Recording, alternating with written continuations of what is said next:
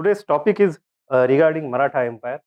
I was thinking for some time today morning whether should I go into details of the rise of Marathas. Generally, that part is taught in detail when we teach medieval times.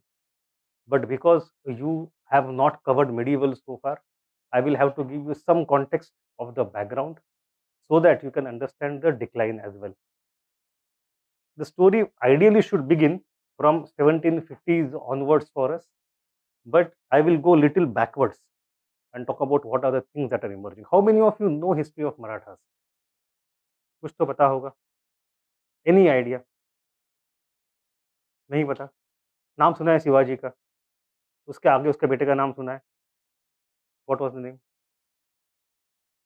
I was trying to gauge the temperature so that I know to what basics should I go. Because the region from where I come, these things are like told to everybody when they are born. Sambhaji. Right? Okay. See, in India, especially in modern times, Bengal and Maharashtra, these two provinces had a huge amount of what we can say subnational सबनेशनलिज्म. तो वो थोड़ा उनके history writing में दिखता है आपको. तो anyway today Tamil Nadu also has entered the same फ्रे in last 70-80 years and that but their idea is little different. But anyway, so there is a person called Shivaji. उसकी story we will study in detail when you go to medieval.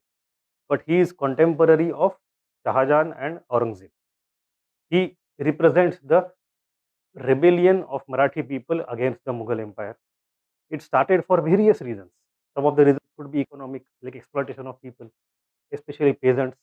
Some of the reasons could be religious also, because Marathi region had a huge background of socio-religious reform movement, especially Bhakti movement. Bhakti movement was spread across India in medieval time, from south to north, east to west, but only in two regions. It could create a state, one in Sikh, that is Punjab, other in Maharashtra.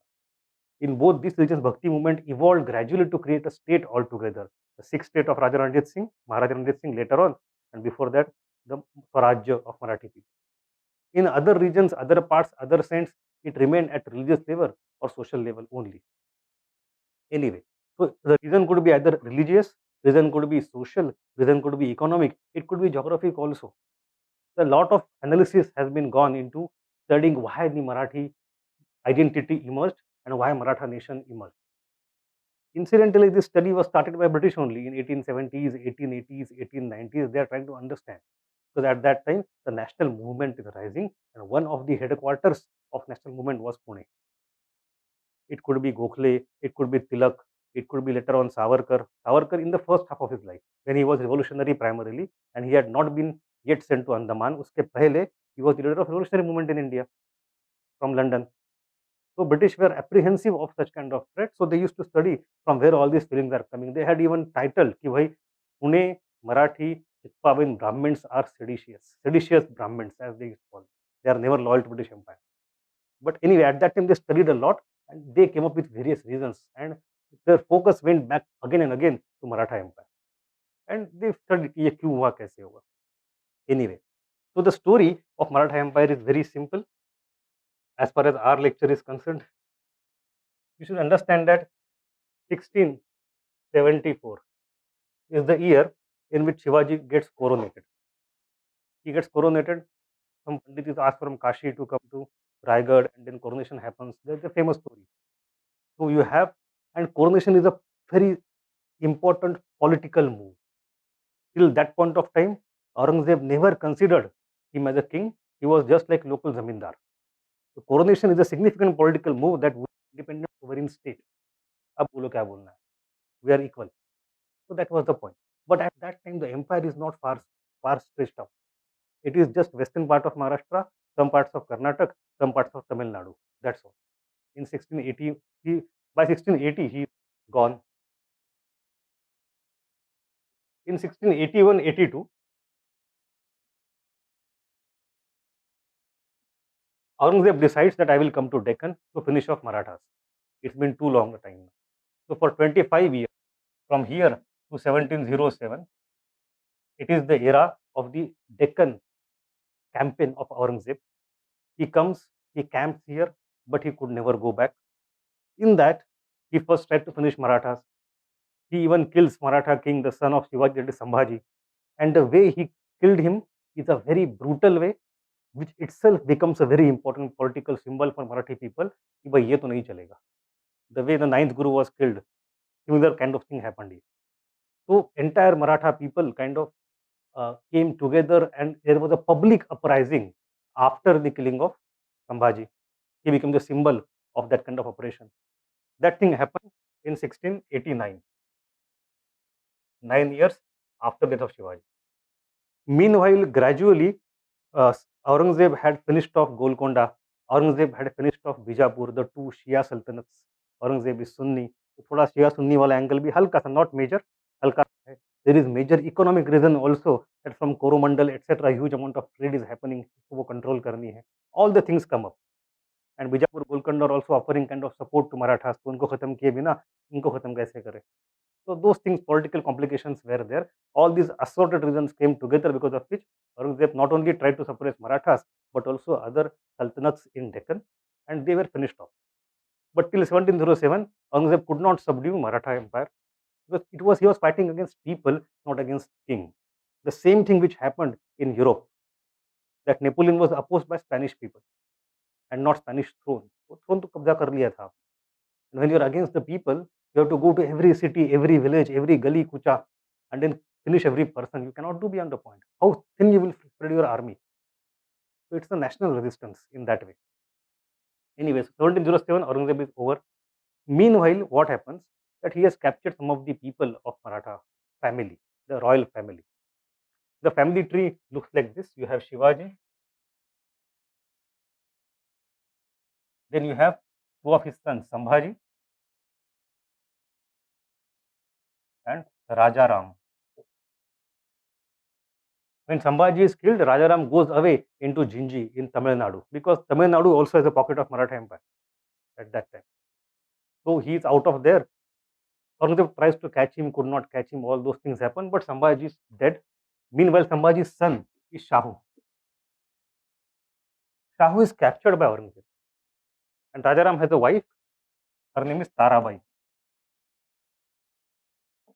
Now, since Rajaram is away, Sambhaji is over, Shahu is captured, the entire onus of the resistance falls on a shoulder of woman Tarabai, and she valiantly leads the Maratha struggle against Aurangzeb for many years.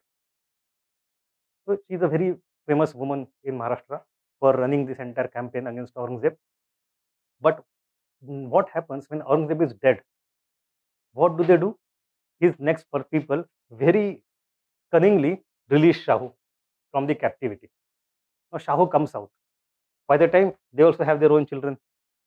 अब झगड़ा शुरू होता है family के अंदर, राजा कौन बनेगा, who will have the next gaddi, and that is what is intended by Mughals. That is why they release Shahu. So we have something called as something called as Maratha Civil War.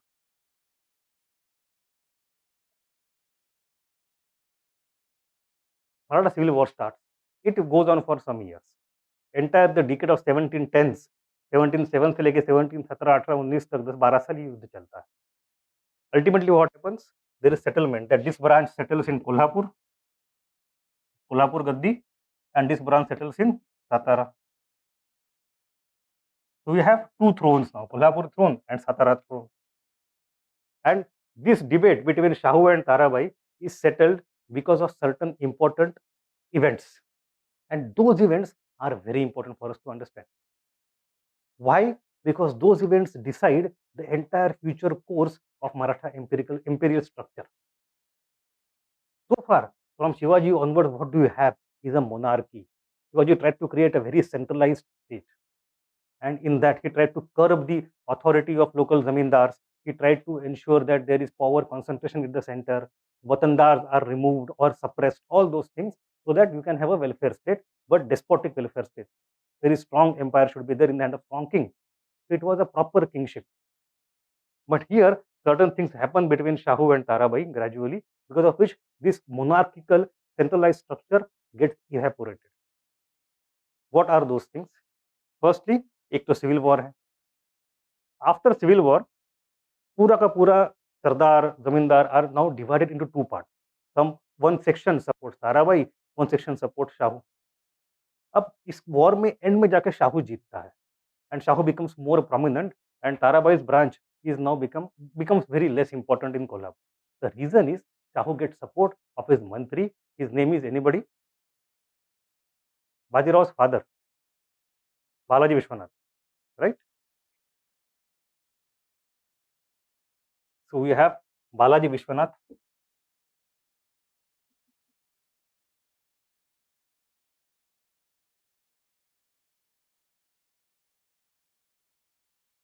You know, in the chapter of Mughal decline, we had studied what happened after Aurangzeb. At that time, I mentioned Farooq Siyar, Sayyid brothers. So that is this era of Sayyid brothers and Farooq Siyar. So Farooq Siyar is now opposing Sayyid brothers. He sent one of the brothers to Rajasthan, one of the brothers to Maharashtra, and then sent letter इसको मार दो. याद है आपको? That is the story now. I am telling from the other side. So Farooq Siyar is now opposing Sayyid brothers. So one of the Sayyid brothers, Abdullah, is supported by Balaji Vishwanath.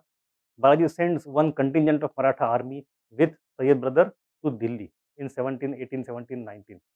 अब दिल्ली पहुंचते हैं तो फारूक सियार को फिर पकड़ के गर्दन पकड़ के हमें कंसेशन दे दो. तो फारूक सियार gives firm on to Marathas that now you have something called as Chauth and Sardeshmukhi. तो दो चीजें यहाँ पे याद रखनी है, Chauth and Sardeshmukhi. Now these are not new things at that time, they are old things. But now formally the right to collect revenue, जैसे British were given by Farrukhsiyar only इन 1717 कि वही आप वहां पे ट्रेड कर सकते हो. And after battle of Buxar Shah Alam gave them right of Deewani. So it is something like Diwani, but not exactly. It is a right to collect revenue, but revenue not entirely, some section of it. So Chauth is 1/4 and Sardeshmukhi is 1/10. So what Marathas used to do, go to new region and claim Chauth and Sardeshmukhi कि आपका राज चलने दो. I will not disturb your administration. I would not disturb your government. But whatever revenue you are extracting from your own people, I need that percent. If you don't give me, I will plunder your state and destroy you. So it's like a protection money. You gave me that kind of section. तो British वही कर रहे बाद में. Subsidy alliance में क्या था? You give us revenue, we'll give you protection. Same thing is here. You give us this much revenue, we'll give protection. Now this revenue is to be given to Marathas. It was even before that taken forcefully. Now it is given legal sanctity by Mughal Badshah. From the 6 subahs of Deccan, Deccan के 6 सूबे जो है वहां से Marathas can now take chauth and sardeshmukhi. But which Maratha? Shahu वाली branch या ताराबाई वाली branch? Shahu वाली branch, because it was Balaji Vishwanath who got it for him. So he came back and now he has the right to this some amount of resources. What does he do? He creates a new system of division of the revenue. On one side you have Shahu, he gets certain percentage of it, and on the other side we have different Maratha Sardar and they get some part of it. So they have to go into a new territory and they have to collect the revenue and then pass on some percentage to Shahu and keep other percent with them, majority of them. So these Sardars now had the option. They have Parakram, they want to go to new areas, they want to conquer areas, and now they are given option. It's like franchisee model. You go into MP, capture MP, Gwalior, Indore, Tanjore, Baroda, Jodhpur, कहाँ से नागपुर, कहाँ से बने ये सारे states? It is because these people were capable and they were given support in this financial model कि जाओ आप establish करो वहाँ पे, पैसा थोड़ा यहाँ पे बाकी आप रखो, हम आपको legitimize करेंगे. Simple. So what is happening now? We have different Sardars who are now willing to support Shahu. So in this battle, Shahu has upper hand. That is one thing. So Shahu wins vis-a-vis Kolhapur. Secondly, Shahu gets support of Sardars, but Sardars are now independent also because they are the one who get financial support first. They take the revenue and then they pass on some section to Shahu. So Shahu is now dependent on Sardars and not other way around. Shahu is not appointing Sardars anymore. Sardars are the one who are earning money and giving section to Shahu. So Shahu becomes independent. Nahi, Shahu becomes dependent on these Sardars. That is the second consequence. Third consequence, these Sardars go into all the directions. So Maratha Empire starts spreading. Fourth consequence, All this distribution is done by whom? By Balaji Vishwanath, who is a Peshwa. So Peshwas start becoming prominent. Chhatrapati, the king or monarch, becomes less important, and Peshwas start becoming more important. These are the consequences. So हुआ क्या कि central monarchy is now transformed into a kind of feudal structure. It helped initially Marathas a lot in massive expansion from 1715, 1720 से लेके 1760, 40 साल तक north, east, south, west, they spread like anything. But in the long run, it became problematic because of the structural issues of the organization of the state. समझ में आया basic concept? Yes.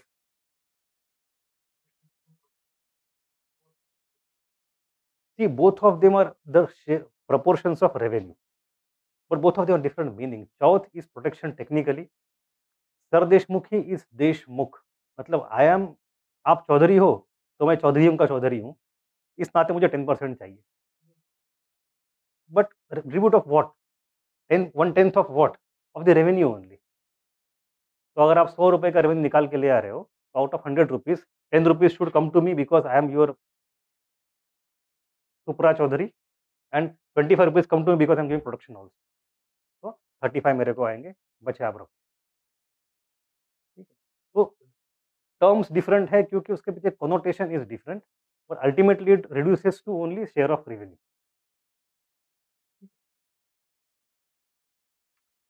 Okay, so this is the basic idea. Then afterwards you have Peshwas. Their Raj starts, and the first important Peshwa is the son of Balaji Vishwanath. His name is Bajirao the First. So we have Bajirao the First. His rule is from 1720 to 1740.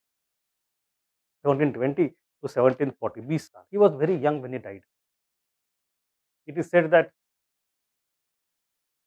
he never lost a battle in his entire lifetime. Greatest warrior of the era.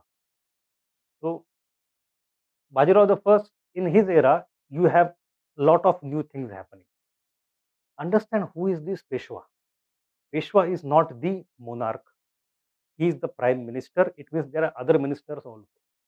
The entire ministry is called as Ashtapradhana. 8 ministers, Ashtapradhan. Of them, one is Peshwa. So there are other 7 people also. And all these other 7 people now do not like the ascendancy of individual person, Peshwa.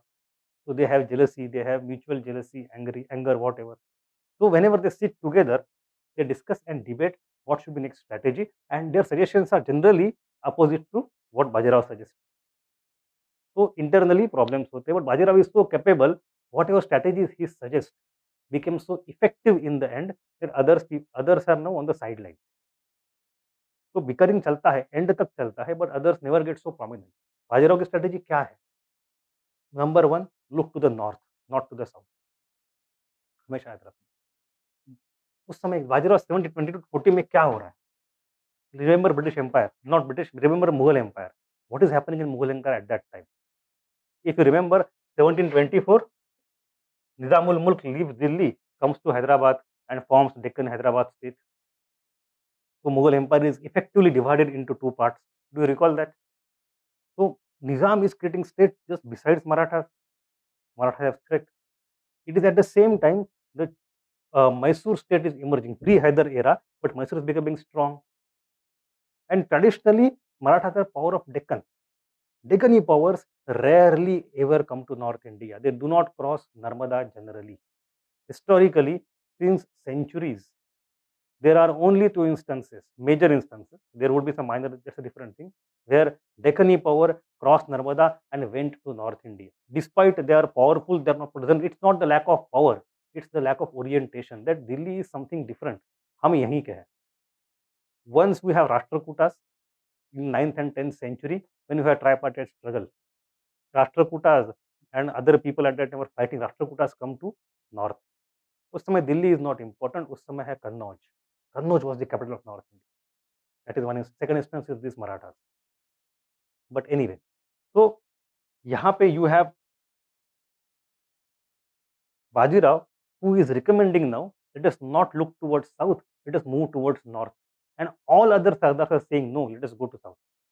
South is more important, south is more productive, south में trade है, खेती है, व्यापार है, वहीं पैसा है, and that is our neighbourhood. Who will cross entire Madhya Pradesh and go to Delhi and Doab? It's very far away for us. But Bajirao says no, let us go to north.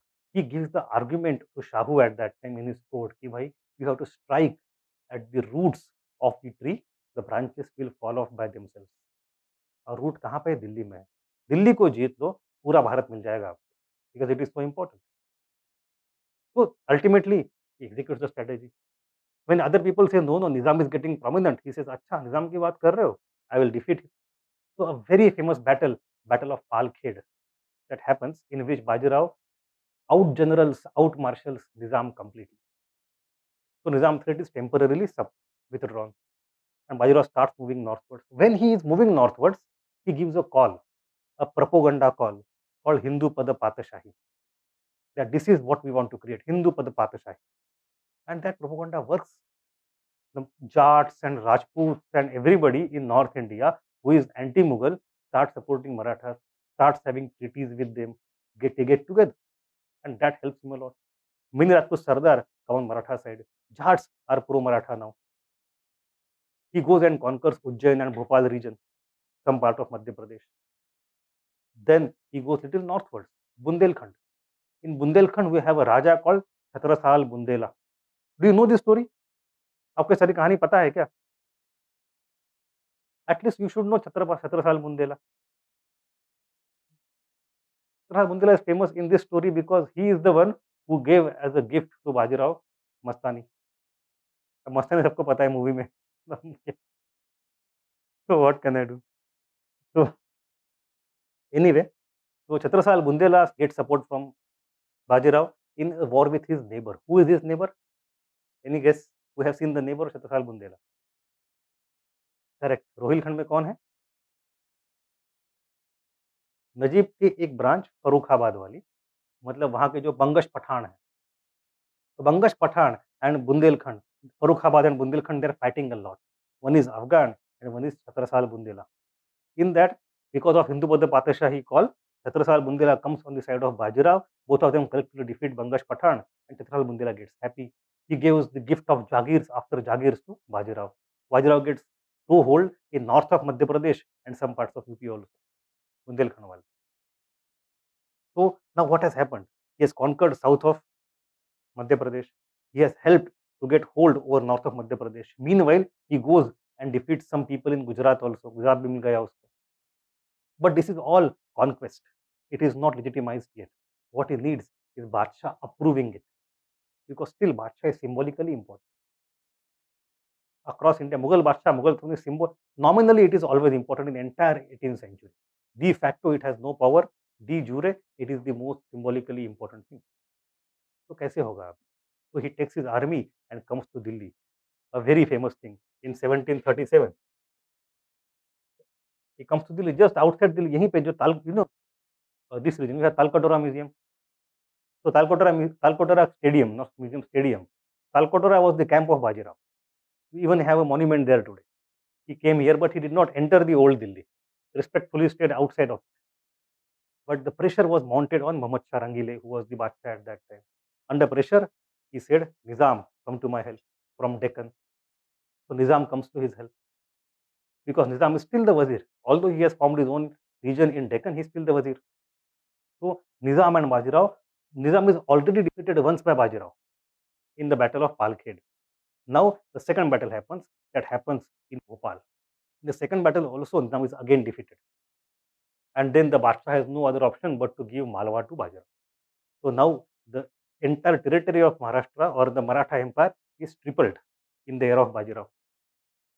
Meanwhile, Bajirao also tries. So conquest of Madhya Pradesh, getting permission from Badshah, and conquest of Gujarat.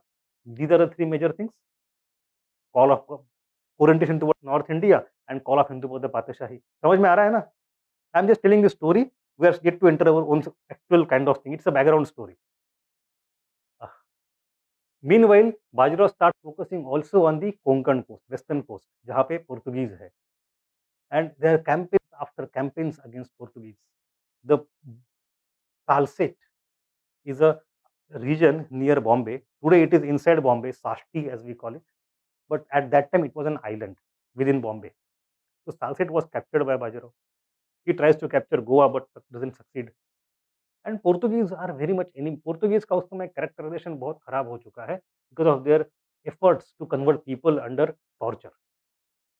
So that also is used by Bajirao to say कि इनको हटा दो so that we can control the entire western coast. Marathas at that time also have navy.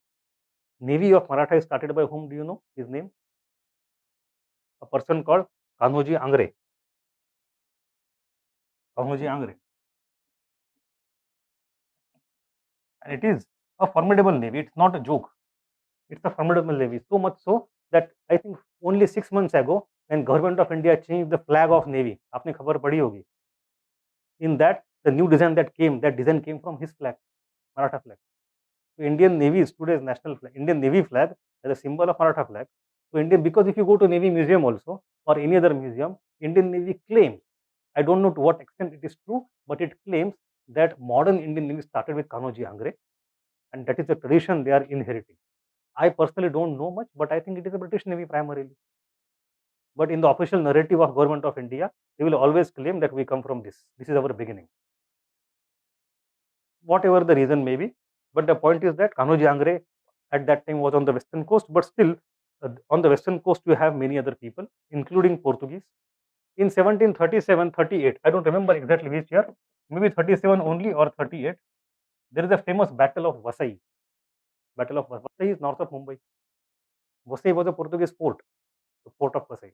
And Bajirao's brother, Simaji Appa, he has in a very gallant manner conquered Vasai. That becomes a folklore in every village at that time. कि कैसे वसई जीती हमने पोर्तुगीज को हरा के भगा दिया.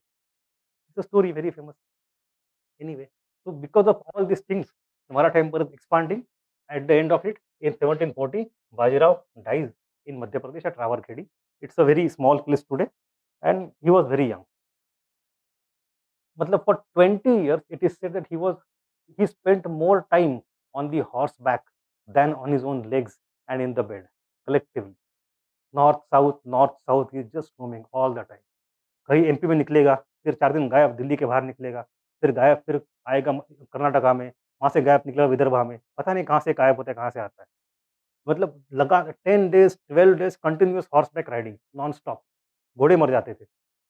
तो ये कहानी, I don't know the truth of it, but he has spent a huge amount of time in traveling and this guerrilla tactics and all those things. In his era only, in the era of Bajirao only, you have the emergence of this confederacy becoming gradually prominent. The Sindhiyas, the Holkars, Gaikwads, Pawars, Bhosles, all these 5 people established. These are the great households of Maratha in different regions. आपने उनके नाम सुने हैं? Now let me ask you a question. It's a very simple question.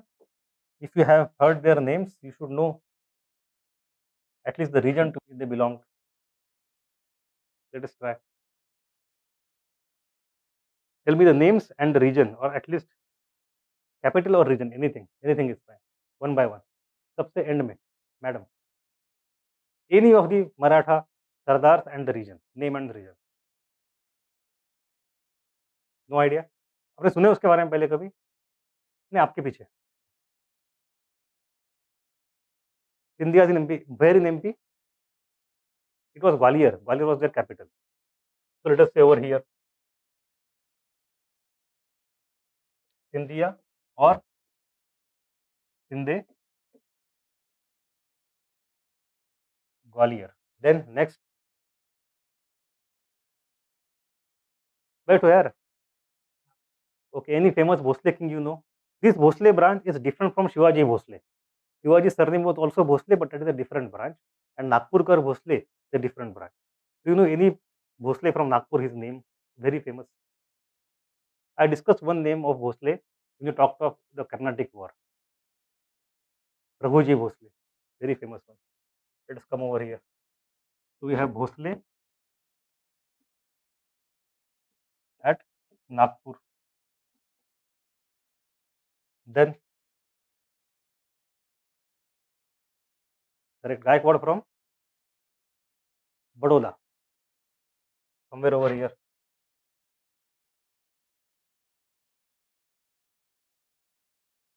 Gaekwad के बारे में कहानी यह है कि generally when the British started attacking, Gaikwads did not offer much resistance, not much resistance. They actually helped British to control the Western India a lot.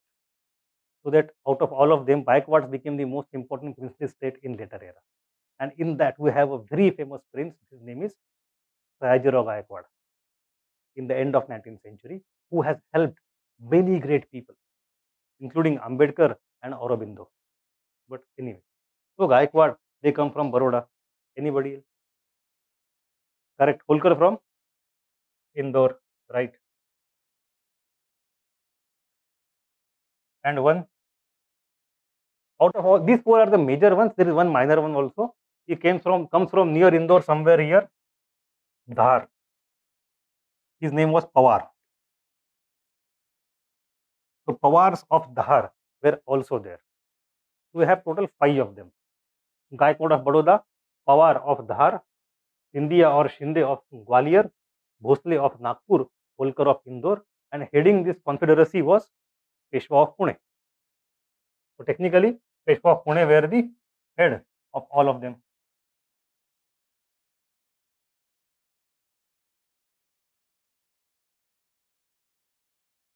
So these are the people who control almost entire Western India, Central India, and Deccan. That was the Maratha Confederacy. Why Confederacy? Because technically the Kolhapur and not Kolhapur, Satara is important. The monarch is residing. Practically, the Peshwa is prominent amongst them, and all others are supposed to listen to him. Supposed to. They don't do always. So there is a lot of mutual bickering also, but वो कहानी बाद में आएगी थोड़ी देर बाद. Initially, it is Baji Rao in whose era all these households get established. And not all of them have a great pedigree. कहाँ से आते हैं ये लोग? Holkar of Indore. होलकर कौन है? चरवाहा. Story is like the Bajirao saw him just running one day. कोई गरीब आदमी था, छोटा सा बच्चा था. He showed some kind of skill. Bajirao was happy. चल तुझको सरदार बनाता हूँ मैं. होलकर बन गए. Although he was very capable, no doubt. So not these people are actually in a way upstarts. They don't have a great. The people who had been with Shivaji from the beginning, उनकी families नहीं है. ये अलग लोग आए हैं बाद. Because they were more capable, they were more competent in the chaos of 18th century India. Like Hyder Ali, competent, no pedigree, right? Yeah, I remember, I tell this sentence again and again, 18th century in which we have the golden age of Paraya. You know the word Paraya, P-A-R-I-A-H, people who are on the margins of society. अब क्षमता है तो ऊपर आ गए. Anyway, so this is the Maratha Confederacy. Now, after the death of Bajirao in 1740 at relatively young age, we have next person. His name is anybody? Balaji Bajirao.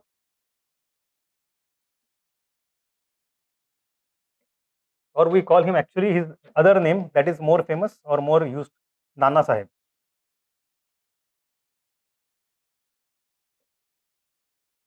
Nana Sahib Peshwa.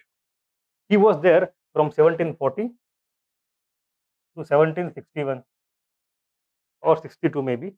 I will have to verify exact year, but just after Panipat he died. Within a few months of Panipat he passed away. So Panipat was in January 61, so maybe by the end of 61 or early 62 he died. So his was the golden age, the apogee of the Peshwa rule. It reached its maximum extent from Odisha till Lahore and Attock. Everything was under Maratha control. He had his brothers and cousins also. We have many small, and it is in his era we ultimately have the third battle of Panipat, 1761. So, what exactly led to Panipat? That is an extremely complicated story of politics of North India, in which I will not go into. It is not required for us. But I will give you a very broad stroke idea of the strategic angle of Panipat. समझ रहे हो? क्योंकि I will have to introduce 10 different characters. उसका मतलब नहीं है कुछ उसका. कहानी का क्रक्स समझो. The idea is that the Mughal Empire is very weak by 1750s. Everybody knows Nadir Shah had come and looted and gone. So that everybody knows. So who will replace Mughal Empire? That is the point. And there are three contenders to Mughal Empire. Anybody? Marathas from South, Afghans from Afghanistan, and then British from Bengal. These are the only. There are other Awadh hai, Nizam hai, Mysore hai, but none of them had the capability, and nobody even thought that they can become supra-regional and create alternative to Mughals. Marathas had that potential, Afghans had that potential, British had the potential, but it was not realized at that time. Nobody knew kya hoga. So this is a triangular power struggle between Maratha, Afghan and British to replace Mughals. Mughal बीच में है, Maratha south से आते हैं, Afghan from the west, British from the east. कौन जीतेगा? That is the question in the mind of strategic thinkers in 1750s and 60s. अब देखो, in 1757 Plassey होती है. The moment Plassey happens, British are extremely powerful. They are almost about to win Bondi Wash in South also. So they are very powerful. तो उनका एक है, उनके खाने में एक प्लस पॉइंट डाल दो आप बातें करते करते. Then take Afghans. So Afghanistan, as you see today, just let me go into some background here. Afghanistan, as you see today, was not Afghanistan at that. It was a province in Iran under control of Nadir Shah. It was not it was never an independent. Even today, you see a lot of factional issues, tribal problems, Pathans alag hai, and a lot of problems are there, Pashtun वगैरह. So Afghanistan was not a nation at that time. It is Abdali, Ahmad Shah Abdali was a general in the army of Nadir Shah. When Nadir Shah attacked India in 1730s 40s, at that time uske army ke साथ साथ Ahmad Shah Abdali had come to India. The general, he had come to Delhi. He had fought in the battle of Karnal against Mughals. He had seen the people here. He had seen the people's character, the economy, the politics. He knew everything. When he went back in 1750s or late 40s, suddenly there was rebellion in the army of Nadir Shah in Iran. He was a great king, but after him, Iranian empire collapsed. And here Abdali got opportunity to consolidate his own power. He came to Kabul, Kandahar. He created his own entity. He is called as the father of Afghanistan. आज के दिन में he created Afghanistan. He brought all the tribes together for the first time in the entire history of Afghanistan. So as we can say कि Shivaji created Swarajya for Marathas, so Abdali did the same thing for Afghans. थोड़ी मतलब he is a very worthy, very capable, very competent opponent. And now he is coming to Delhi again and again to loot Delhi. And it had happened in the past also. It is not that he is the first invader from Khyber Pass to India. A lot of people have come from in the past to Delhi. And he is not the first Afghan also. In the Mughal Empire, and even before that in the Delhi Sultanate era, because it was the kind of Sultanate and Badshahat, so many people from entire Muslim world used to constantly come to India for employment.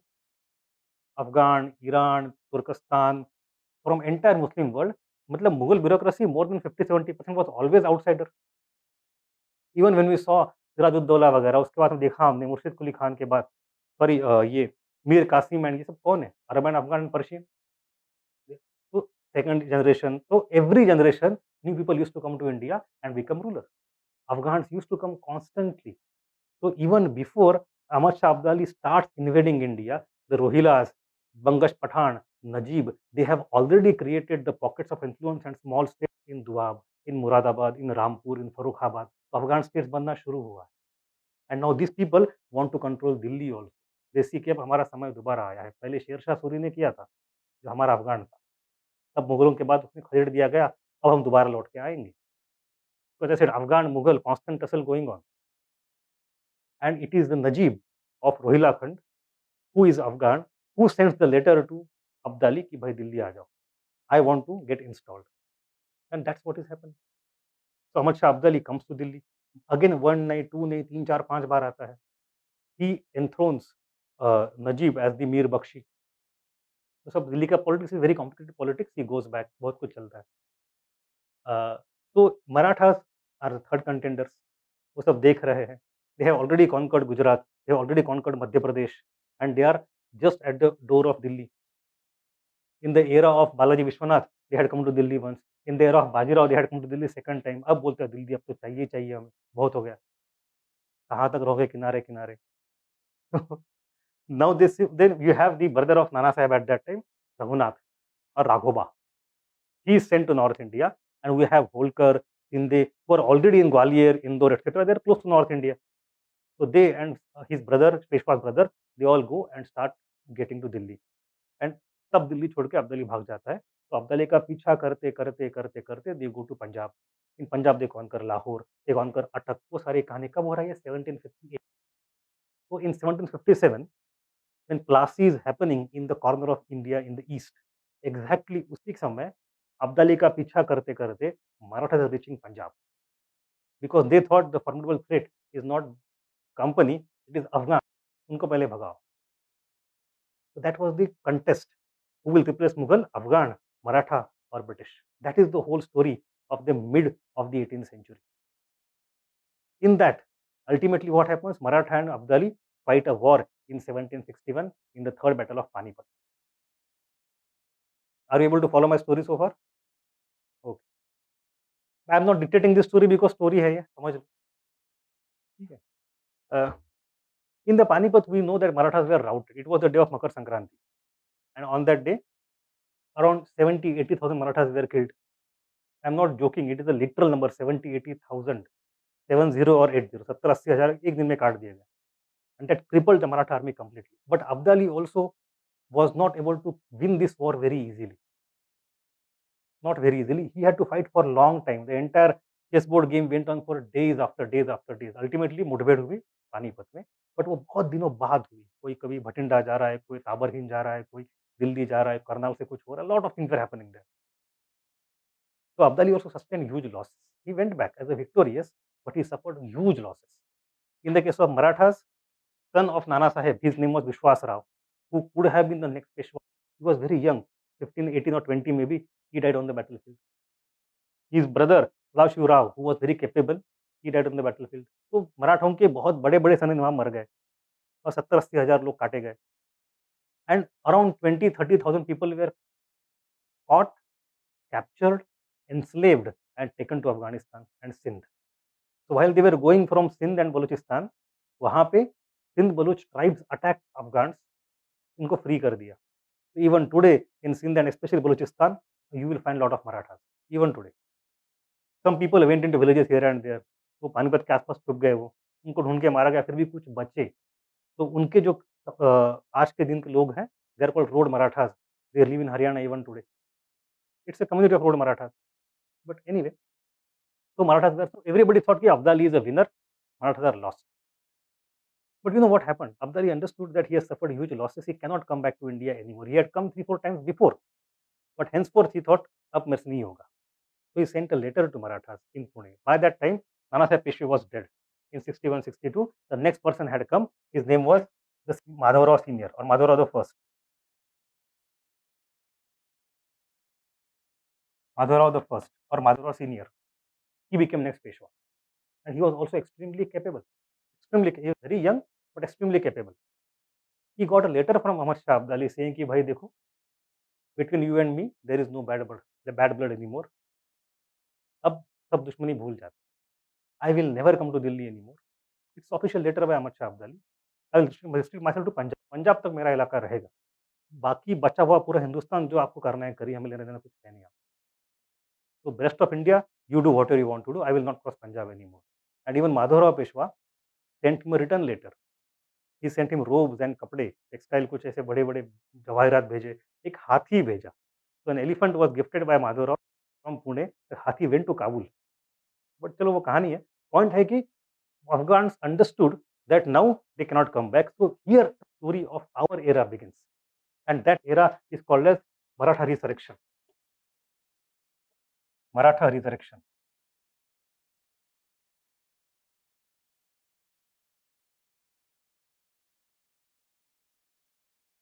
So 61 में you have Maratha debacle, complete destruction of power in North India, and in 72 you will see that Marathas have recaptured Delhi.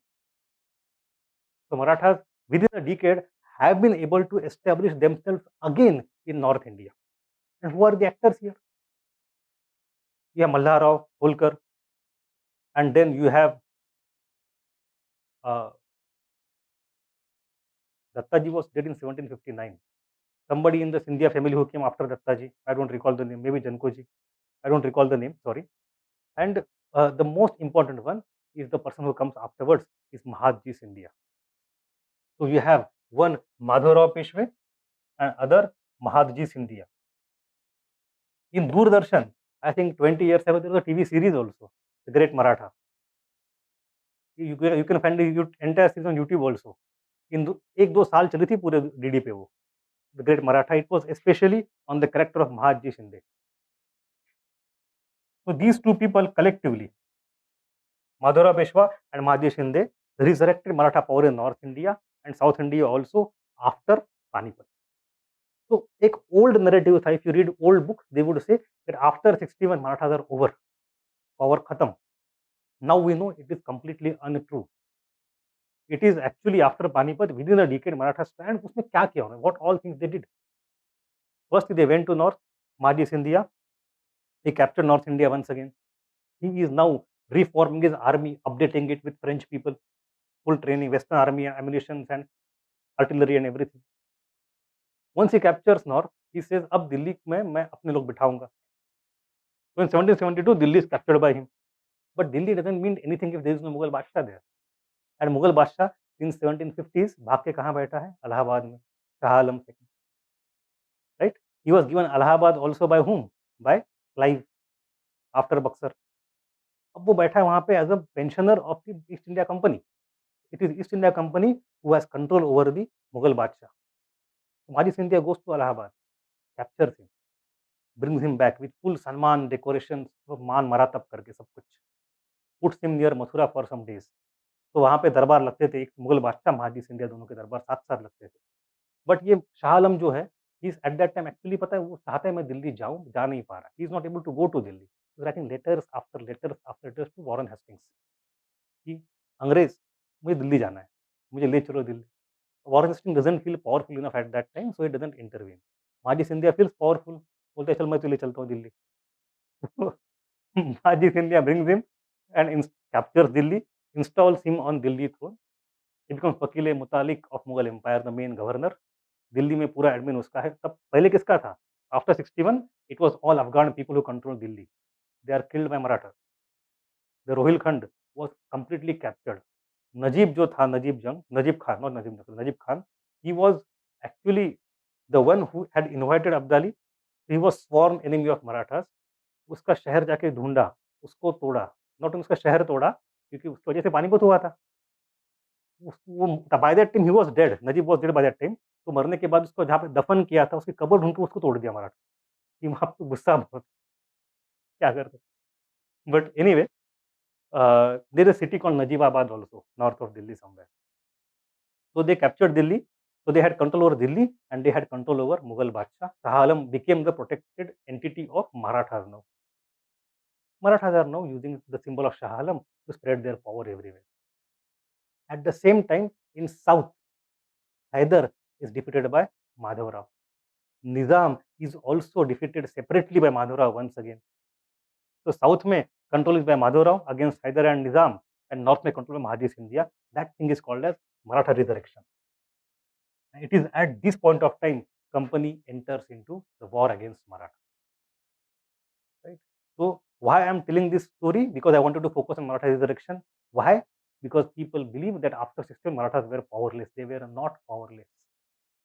Rather, after the first battle or the first war of Anglo-Maratha and third battle Anglo-Maratha, company took 30-40 years to suppress. 40 साल लगे मराठों को खत्म करने में company.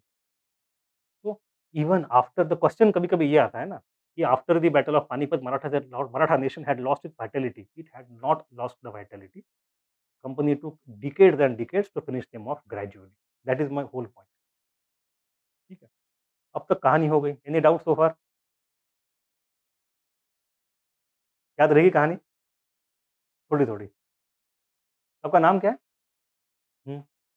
Yashika. Okay. I want to start memorizing your names, so I will pick one person every day and ask lot of questions. आज याशिका का दिन है. ठीक, आपसे शुरू करेंगे. So let us read some things, some basic things one by one. Maratha Confederacy. Originally, Chhatrapati was the fountainhead of all power during the time of Shivaji, but subsequently the Maratha political economic system underwent a qualitative transformation. Power was no more concentrated in the hands of the Chhatrapati, the successors of Shivaji.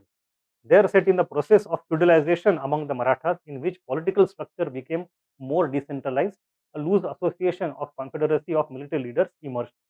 This process can be traced back to the days of Balaji Vishwanath, who assigned separate watans or saranjams, which are also called as jagirs, एक ही बात है, to Maratha Sardars for efficient collection of Chauth and Sardeshmukhi. When Balaji Vishwanath returned from Delhi in 1719 with Farman for Chauth and Sardeshmukhi, he made a complex division of the collection of Chauth and Sardeshmukhi between Shahus and his Sardars. It was actually a political technique devised by him to rally the Maratha Sardars to his side. In the long run, this proved to be a major weakness for the Maratha Empire. The office of Peshwa, one of the Ashtapradhans, became hereditary and actual head of the empire, while Chhatrapati remained symbolic head. After the death of Shahu of Satara in 1749, Peshwa became virtual all power. Is it clear? बड़ी आसान कहानी है. The process of economic federalization. Why economic federalization? Because Chauth and Sardeshmukhi was distributed. Also triggered off political federalization. The Maratha chiefs who were assigned the right to collect Chauth and Sardeshmukhi became the administrative heads of the respective areas. They enjoyed complete autonomy and emerged as state within state. As a result, political power was diffused. The Maratha state now assumed the character of a confederacy comprising a number of independent chiefs. And we have seen the number of chiefs also, their names in the station. Okay. What was the problem with this kind of confederacy? Among all the states that emerged in this era, Marathas had the most potential, but it did not materialize due to its own structural issues. What are those? One by one. The first, in the confederacy, power was shared among the chiefs. Parts of the Maratha state had been alienated to these military commanders. There is decentralization. It was difficult to control the chiefs who did not always like the Peshwa regulating their activities. Rather, their loyalty to Peshwa became increasingly nominal. Instead of they joined opposing factions at Pune and intrigues with the enemies of Marathas. Intrigued. It should be D, not S. So there is factionalism, rivalry, and politics. सीधी बात. There was also increasing factional rivalry among the Maratha Sardars. Their mutual jealousy crippled the military power of Marathas to considerable extent. Whenever British tried to fight Marathas, you will see the first war, second war, and third war, because there are three main wars between British and Marathas. In those three wars, not even once, practically, for considerable extent, all the chiefs came together. कभी हुआ ही नहीं. कभी बस शिंदे लड़ रहे हैं, कभी सिर्फ होलकर, कभी सिर्फ भोसले, कभी आपस में, कभी कोई दोस्ती दोस्ती करते अंग्रेजों के साथ. तो none of them formed united front against British. So that was the main thing. They have mutual problem. So these are just some maps to show the extent of the empire. This was just before the Battle of Panipat. This is Maratha domain because of especially Bajirao and Nana Sahib. This is the town of Nizam. Mysore is still coming up. And this part you have Bengal, Awadh, and other parts. This is after the first battle or first war of Anglo-Marathas. That even after that, Marathas still control a lot of region, but British, the pink ones are British. They have become powerful now. If you go to next thing, it is after the second war rather, Maratha territory is reduced in 1803, 1805, and this is much later. You have Marathas are almost gone after third battle. So before Panipat, after first battle, after second battle, after third battle. चार maps है पढ़ने के. Maps always give you a lot of data, but we'll focus on facts. This is the overall Tanglenos story I mentioned. First, Balaji Vishwanath hai resolved the Maratha civil war between Tarabai and Shahu, assisted the Sayyid brothers in deposing the Emperor Farrukhsiyar in 1719 and got the Sanad, all those things. Bajirao the first, establishment of Hindu Pada Padshaahi, defeated Nizam of Hyderabad multiple times, conquest of Malwa, Rajputana and Gujarat, attacked Delhi in 1737 and created a Maratha confederacy. ये one देखे हमने. Then Nana Sahib Peshwa, extension in north, south and east from Cuttack to Attock and Peshawar in 1758. Third battle of Panipat 1761, expansion of Pune city, कुछ शहर बसा दिया, बड़ा कर दिया, market बसाए. Then you have Madhavrao the first. At that time you have internal crisis, yet recovered from Panipat crisis, Maratha resurrection, defeated Nizam in the battle of Rakshas Bhuvan and all those things. In the north at the same time we have Maji Sindhia. हमारी कहानी यहाँ तक रुकी. Now let us see what is happening next. Let me cover story little bit over here, और चलो अंदर जाके ही cover करते हैं, यहाँ पे समरी है ही। This is just a family tree. Will come to the first war, causes, course and consequences. Online, we have any doubt so far? Yes. Mhm. हाँ, Cuttack is in Odisha. Odisha माने eastern coast. Cuttack was a very important city in Odisha. Even today it is very important. Bhubaneswar is the capital, but Cuttack is the most important cultural center of Odisha. And when you say Attak, it is towards western part of northern part of India, Pakistan, Punjab side. So Attak se Cuttack means from the eastern end to the western end. Okay.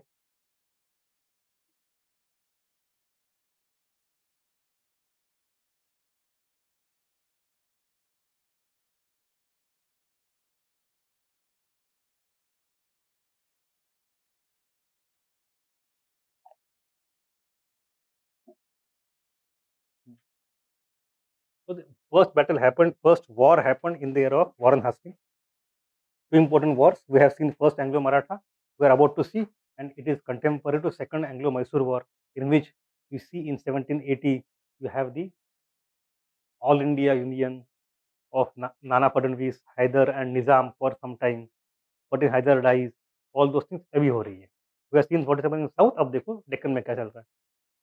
Context is post Panipat resurrection of the Marathas. Marathas were still powerful after the defeat of Panipat. Rise of Shinde in north. Generally, you will see the spelling of Shinde or Sindhia.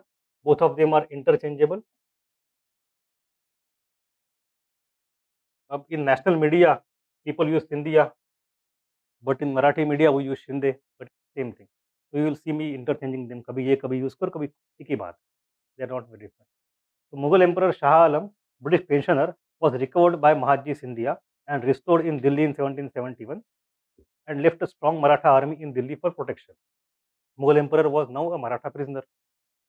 The title of Vakil-e-Mudalat or Mukalat was given to Peshwa. Till 1803, Delhi remained majorly under Maratha control. Although it is not factually correct, थोड़ा सा बीच में gap आता है 1780s में. You know, nowadays it's a controversy going on. It is not connected to the story, but I will just briefly mention about some people. You might have heard of the name Jassa Singh Ahluwalia, Jassa Singh Ramgadiya, Badal Singh. ये नाम सुने हैं आपने? So these are the people who are living at that time. थोड़ा सा I will take a detour because these names are becoming important now in news. You should know some. You should have some idea. This is a timeline. We have 1700, we have 1800, 1850. We have 1710. Let's think of Punjab. The 10th Guru is alive till this part, right? Just after the death of Aurangzeb, 10th Guru is still alive. He is killed by some Pathan murderer randomly in Nanded ultimately. That happens over here in this time frame. Then you have this entire 18th century. In that, you have for this small while here, emergence of a sixth state, that is of Banda Singh Bahadur. It is he's killed here only in Delhi. So we have all these things here. But that was a very short-lived state. It was not very long-lasting. Banda Singh Bahadur, very famous one. After that is destroyed, for a long time, from here to here, we have no sixth state. Sixth power is very diffused, very almost very powerless. People are very individually powerful, but they are not able to come together and create a strong state. And Punjab is overrun again and again. Nadir Shah, Ahmad Shah Abdali, Zaman Shah, all these things people come and keep destroying Punjab. So they are under that kind of rule. In that time, we have emergence of something called as various missiles. या 12 such missiles जो कि वहाँ के सिपाहियों के गुट है. They control different parts of Punjab. तो उसमें कोई अहलवालिया है, कोई सुकर चकिया है, different misls are there and they once in year meet together. वो सब कहानियां हैं उनकी. Amongst that you have one misl that is Ahluwalia misl. In 1780s these people get opportunity to come to Delhi. They capture Delhi and बदला भी लेते हैं दिल्ली का. वो तो for example if you go to Chandni Chowk here, you have Gurudwara Shishganj Sahib. Why it is there? How would a Mughal Badshah allow Gurudwara Shishganj Sahib to build in Old Delhi? Allow ही नहीं करेगा. It's a Sikh structure. It is built at a place where ninth Guru Tegh Bahadur was killed by Sikh when they had captured Delhi in 1783-84. उस समय बनाया है. At the same time, they took the throne on which Aurangzeb was sitting while he gave order to his people. He killed the ninth Guru. वो throne लेके चले गए, वो अमृतसर अभी भी वहीं पड़ा है. So what I'm saying is 1773, you have capture of Delhi by Marathas. In 1803, it is captured by British. So this entire domain is actually supposed to be the control of Delhi by Marathas, but it was not very true. Sometimes the control was lax, and यहाँ पे Sikh controlled Delhi for some time. That is all my point. And Maharaja Ranjit Singh कब आता है? Maharaja Ranjit Singh comes over here in 1890s, 99, etc., 1799, etc., and then runs for 40 years over here. This is the territory. This is the reign of Ranjit Singh. So between the 10th Guru and Manda Singh Bahadur and Ranjit Singh, you have almost entire century. So Sikhs are not very, they are dispersed, diffused, but they have some power. तो यहाँ पे यशा सिंह अहलूवालिया वगैरह अभी दोबारा खबरों में debates आ रहे हैं कि इनके नाम कहाँ पे चले गए. Why don't we remember these people? तो typical थोड़ा right wing narrative भी तो है. But anyway, you will find their names in news in coming days.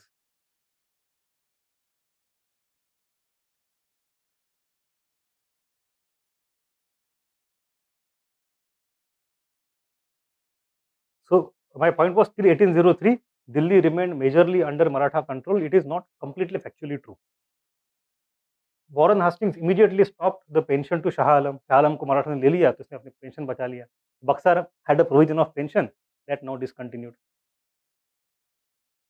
That is happening in North India, part of Maratha resurrection. In South also, at the same time, you see the change under able leadership of Madhavrao Peshwa or Madhavrao the senior, because we have two Madhavrao, senior and junior, first and second. Maratha cavalry again started dominating the north and south under his leadership, defeated Nizam and of Hyderabad at Rakshas Bhuvan and Hyder of Mysore at Sira and Madhugiri, etc. Some battles name. These names are not important, don't worry, but understand who is contemporary of whom.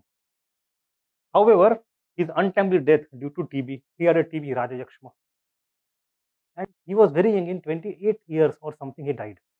No, I am myself 35. But anyway, so he died very young and the resurrection got stopped. Afterwards, there is complete anarchy in the Peshwa family for politics. किसको अगली गद्दी मिलेगी? So just after his death, a series of conspiracies and counter conspiracies started in the court to control the gaddi of Peshwa, and it is here you see British start entering into Peshwa affairs or Maratha affairs altogether. Raghunath Rao, who was brother of Nana Sahib, he is called Raghoba. He is also the one who went to North India multiple times to conquer. He is the one who went to Atak. He is the one who captured Lahore. He felt that after Nana Sahib, Madhavrao is there. Now he is dead. I am his chacha. चाचा भतीजा चल रहा है. Madhorao was भतीजा and Raghoba was चाचा. भतीजा मर गया, चाचा सोचते हैं मुझे गद्दी मिले. नई बात थोड़ी है ये तो महाभारत से चल रही है चाचा भतीजावाद, but उल्टे अर्थ में. Anyway, Raghunath Rao wanted to be Peshwa, but he could not succeed in his designs due to the intervention of Nana Fadnavis. So Raghoba, that is Raghunath Rao, got British help. This conflict gave British a handle to interfere in Maratha politics. Now it is very interesting.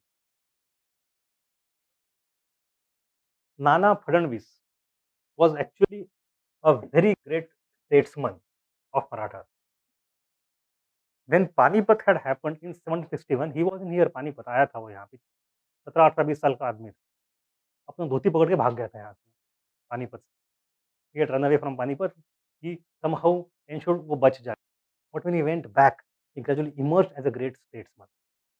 And he died in 1800. I told you, inferiority would say that when he died, that is the point when the wisdom departed from Maratha Empire. Because he could see what is happening at all India level. He was able to not only hold all the confederacy together against outsiders, he was also able to create all India alliances for some time. He had the vision that Marathas, Nizam and Hyder all should come together and oust British. And it happened momentarily in 1780 also, but just for a moment. ऐसी बातें ना कई बार हुई है। You see that there was some light in between, but it did not materialize beyond a point. For example, when Ranjit Singh was there in 1805 or 1810, I don't recall the exact year, he got a letter from Yashwantrao Holkar or Jaswantrao Holkar. We are Marathas, you are Sikh, let us come together and remove the British from India. But Ranjit Singh was not at that time inclined towards such adventure, so he declined the offer respectfully. But I always think कि अगर ये होता तो क्या होता? Anyway, so Raghoba sought British help. This conflict gave British a handle to interfere in the Maratha politics. He always wanted to become a Peshwa, Raghoba. यहाँ पे politics होता है. After Madhav Rao, if you take the family tree over here, I think I have given the family tree.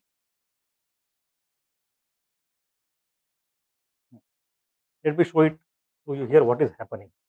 We have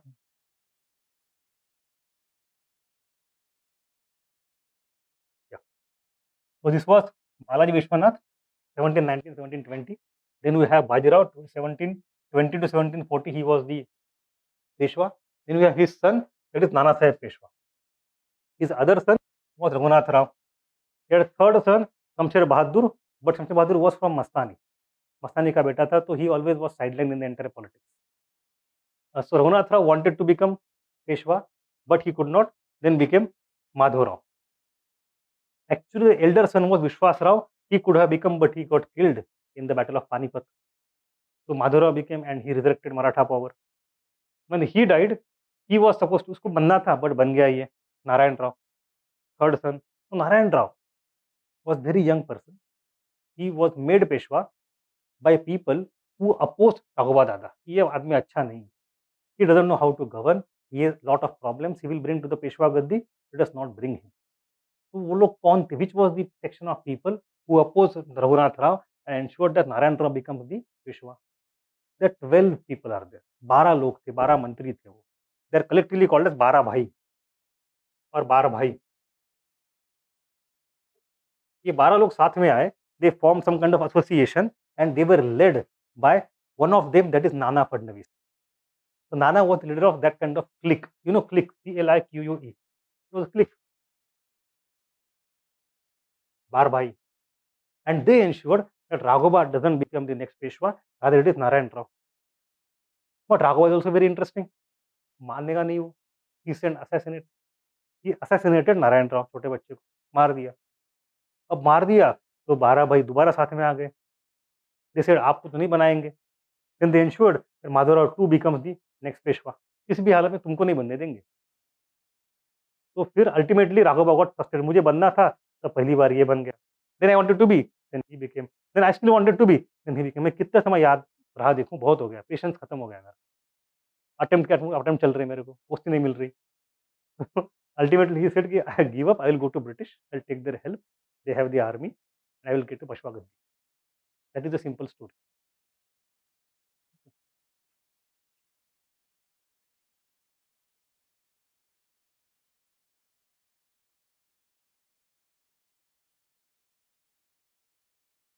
So I have just mentioned it all into one line, that his designs due to the, but he could not succeed in his designs due to the intervention of Nana Fadnavis. Simple, एक line. So Raghuba sought British help. This conflict gave British a handle to interfere in Maratha politics. अब देखो यहाँ पे बात interesting और क्या है. Now a story goes outside Peshwa family and goes into British hands. British here are who? They are the Bombay presidency. Now by this point of time, imagine the angst, the pain of the governor of Bombay. Surat was always very important in British time. If you go 100 years before, Surat is the main port. So Bombay presidency was very rich compared to Calcutta and Madras. उसके बाद मद्रास बनती है, and Madras becomes very powerful because of the conflict against French. तो वो आगे चले गए, बॉम्बे पीछे पड़ गए. उसके बाद then comes Calcutta. Calcutta, Plassey and Buxar has happened, and Calcutta is far ahead, richest and most powerful territorially and money wise. Bombay वाले और परेशान है, हम तो पीछे पड़ गए. We are not able to expand our territory. Calcutta, Madras are going ahead. Why? Because these Marathas powerful sides. What can we do? We have no opportunity window at all. So Bombay people of British were always very eager to find some opportunity. कम अंदर जाके ले ले कुछ, Carnatic हुआ है, अर्काट हुआ है, मैसूर हुआ है, सब कुछ हो रहा है, हमारा कुछ नहीं हो रहा है यहाँ। In 1773, the act came, regulating act, in which Calcutta, the governor, became Governor General of Bengal, and all these other governors were partially subdued to him, partially. Not only that, the council for Governor General was formed, Council of Four, and in that, you see the company is trying to organize its affairs from inside, but other presidencies are not yet willing to submit themselves to the authority of Bengal. So you see, internally also there is competition and there is struggle for power. Who will go ahead, Bengal or Bombay or Madras? In that, this is the initiative of only and only Bombay presidency. They have no authorization, no permission from Bengal, not at all from Warren Hastings. On their own, वो बोलते हैं Clive ने किया, हम क्यों नहीं कर सकते? On their own, they take opportunity and they sign Treaty of Surat. It is just a treaty, not a single war has taken place yet. Nothing has happened. Just one contender of a rival faction has come to Bombay or Surat at that time to sign a treaty, full stop. So this treaty, with this British obliged Raghunath Rao to give the region of Saltet or Sashti, जो कि जीता था बाजीराव ने, and Vasai जीता था बाजीराव के भाई ने, हिमाजी अप्पा ने. So Sashti and Vasai, Saltet and Vasai are strategically very important to control Bombay. If you have control of Saltet and Vasai, it means you can threaten Bombay any point. Bombay is very emerging, important port. To secure Bombay, you have to have control of Saltet and Vasai. So British said, हमें ये दे दो पहले. Give the revenue of Surat and Bhadoch and accept to consult the British before making alliance with any other power. At that time, this is the treaty. I am still not calling it subsidiary alliance because that term became prominent afterwards, not at this point of time. But it already has the elements of subsidiary alliance. Okay? Why are British interested? First, the expansion to cotton producing regions of Western India, especially Nagpur region, because cotton is very important. And Bombay was an important opium supply route for China trade. And thirdly, Bombay officers adventured intervention into internal affairs of Pune crowd into the succession rights because it was adventure in the competition I just mentioned. Up now you will see there is topsy-turvy story. To ensure that you are not confused, I will start noting it down. What happened first is Treaty of Surat. Okay. First thing, because we have to understand there are total 4 treaties. Then in May 1775, an army contingent led by some Colonel Keating was dispatched to help Raghoba, thereby commencing the first Anglo-Maratha War. Warren Hastings, however, did not like the idea. Bengal said, "Ye kya? We have not allowed this. This Marathas are still powerful. I don't authorize you to do it. You should not take such adventure." But Bombay did not listen. So Warren Hastings sent another colonel called Colonel Upton to mediate between the Marathas and Bombay government. It is internal company politics going on. This culminated into the Treaty of Purandar. So without fighting further wars, Bengal intervened and ensured war roko, nahi karna hai war, treaty sign karo. And that treaty was Treaty of Purandar. This treaty provided British would get Salsette while other regions would be vacated by both the parties. So जीते होंगे वापस दे दो, mutual restitution. And British should not help Raghoba at all. This treaty was with the main Maratha family, Nana Sahib, all other people. But when this initiative was taken by Bengal, by Warren Hastings, Bombay did not like it. Bombay बोला ये क्या है? This is our territory, हम कहेंगे. So Bombay bypassed Warren Hastings and went to London. और वहाँ पर उन्होंने कंप्लेंट करी सुपर सीनियर के पास. So the Bombay officials were not satisfied with it and appealed to the court of directors and received a favorable ruling. Thus the Treaty of Purandar was annulled. It was not. So London के लोग कहे कि भाई treaty को cancel करो, Bombay you can go ahead, you can fight the war. समझ रहे? And में मैडम सबसे एंड आपके पीछे भी. Okay, because this is this too much? पक्का चेहरे वगैरह. So Bombay resumed the war. There are many interesting stories in between, but anyway, then the battle restarts. In that battle of Talegaon, British were roundly defeated by Marathas. I told you in 1770s, 1780s, Indian powers have got their power back. The power asymmetry in warfare is neutralized. British are getting defeated again and again. And this led to signing of the Treaty of Vadgaon. Now this treaty led to the status quo antebellum. Antebellum मतलब युद्ध के पहले जैसे था वैसे. So go back to the status quo antebellum. मतलब pre एंटे मतलब पहले और बेलम मतलब वॉर. युद्ध शुरू होने से पहले जो स्थिति थी वही दोबारा लेके आएंगे हम. मतलब सब कुछ भूल जाओ. Control Z. Control Z is antebellum. So status quo antebellum, and Salsette went to Marathas again. All the benefits earned by the British were lost. So what we have is Treaty of Purandar,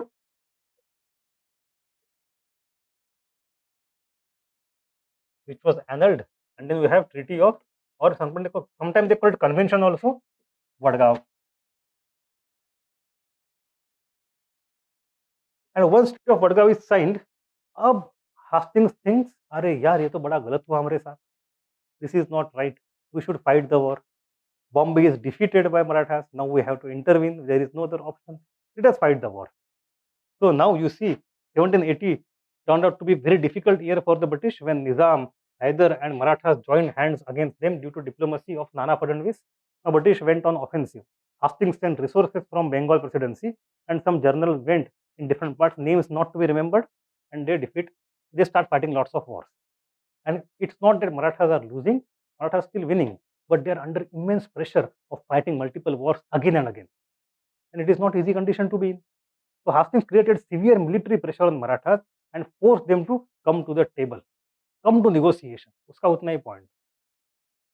Thus was signed Treaty of Salbai. So we have the final treaty, that is the Treaty of Salbai.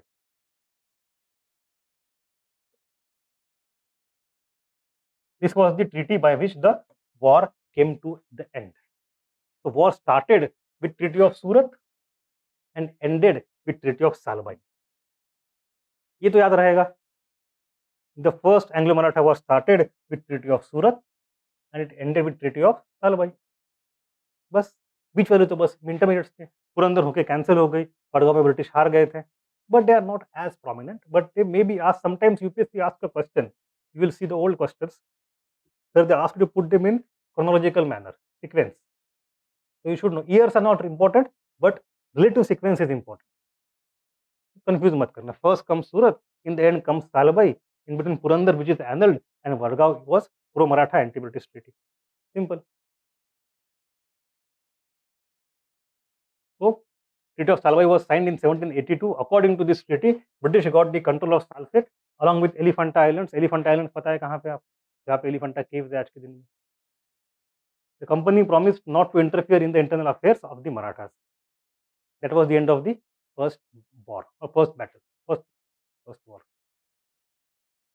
This Treaty of Salbai is lamented again and again in colonial history writing. If you read old colonial history writers like William Hunter's book, या you can even read V.A. Smith की किताब, you will find old books. They even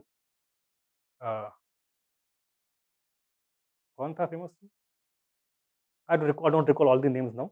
But the books written by British in 19th and 20th century, you will find them that they don't like this treaty. They say that all the gains which were obtained by British, even not only in Surat, but also in Purandar. So if you compare Purandar also, Purandar Salbai bekar hai unke liye. So this was the best thing for British. It was just on paper, it never materialized. This was second best. Again, it could not materialize. In the end, they got this, which is the worst treaty for them. And for this only, they had to fight war for 6-7 years continuous. It was a loss-making adventure for them. And at the same time, they had to fight, but they were very practical people, pragmatic people. They decided, let us sign the treaty because we want to focus on Hyder and Tipu. Right? So they accepted this treaty at this point of time, but this treaty gave them 20 years of peace. जो हम कल बात कर रहे हैं. From 1782 till 1803, 21 years, there is no British and Maratha fight happening. In those 20 years, all the senior Maratha leaders were capable, die one after another. British become more powerful, French are removed, and Tipu is killed. So when the next round starts, after one generation, in that time ये peace time जो था उसका सबसे अधिक advantage मिला अंग्रेजों को, and then Marathas were defeated.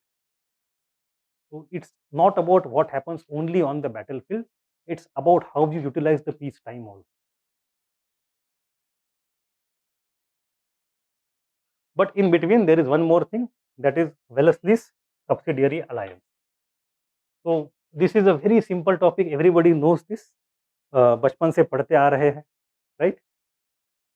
So I will walk you through it entirely, don't worry. Skip नहीं करेंगे कुछ भी हम किसी भी हालत में. But I don't find this as a very challenging topic to know because everybody knows it.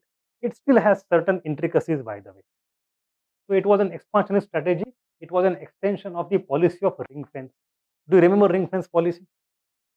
The buffer state create karna, Awadh for Calcutta, etc. So that was just a buffer state. Up you go one step ahead. You don't only go towards buffer, you go entire India and create your stations everywhere. And that is done through the instrument of subsidiary alliance.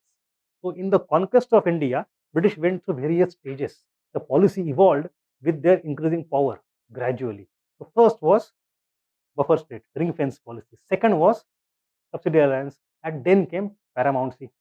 तो उसके 3-4 stages हैं.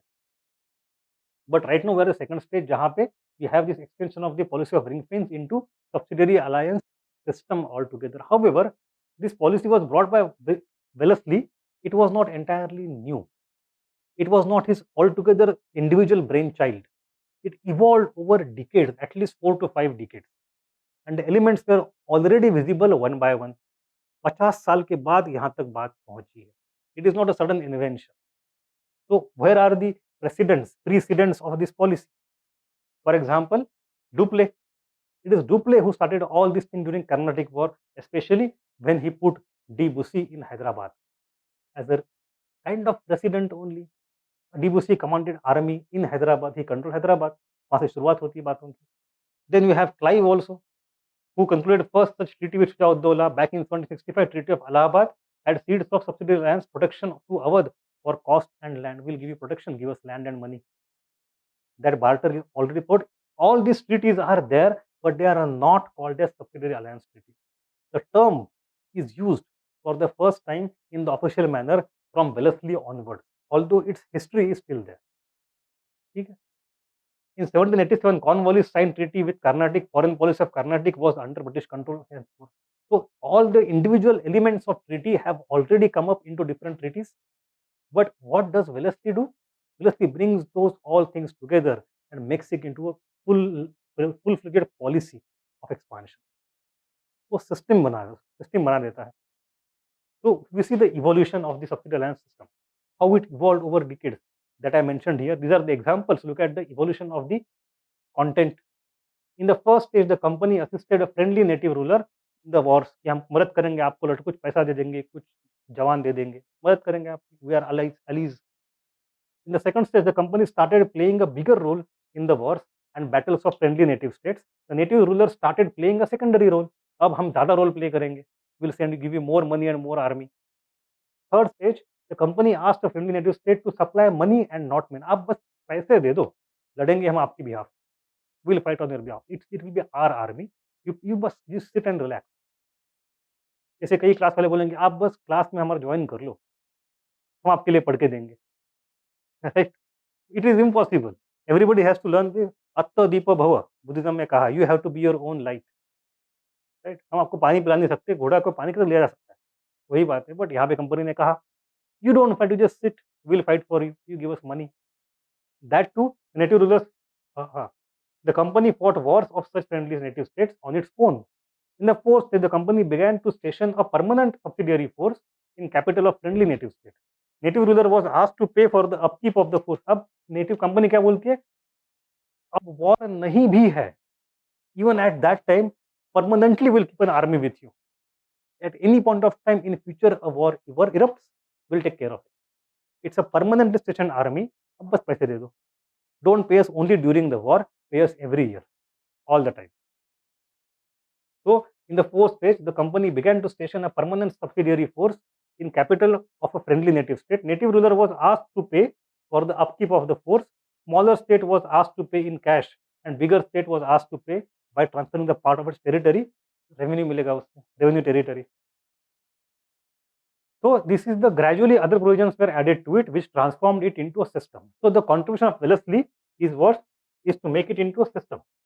So we subsidiary alliance system, right? And he used the idea of French menace. I told about it yesterday only.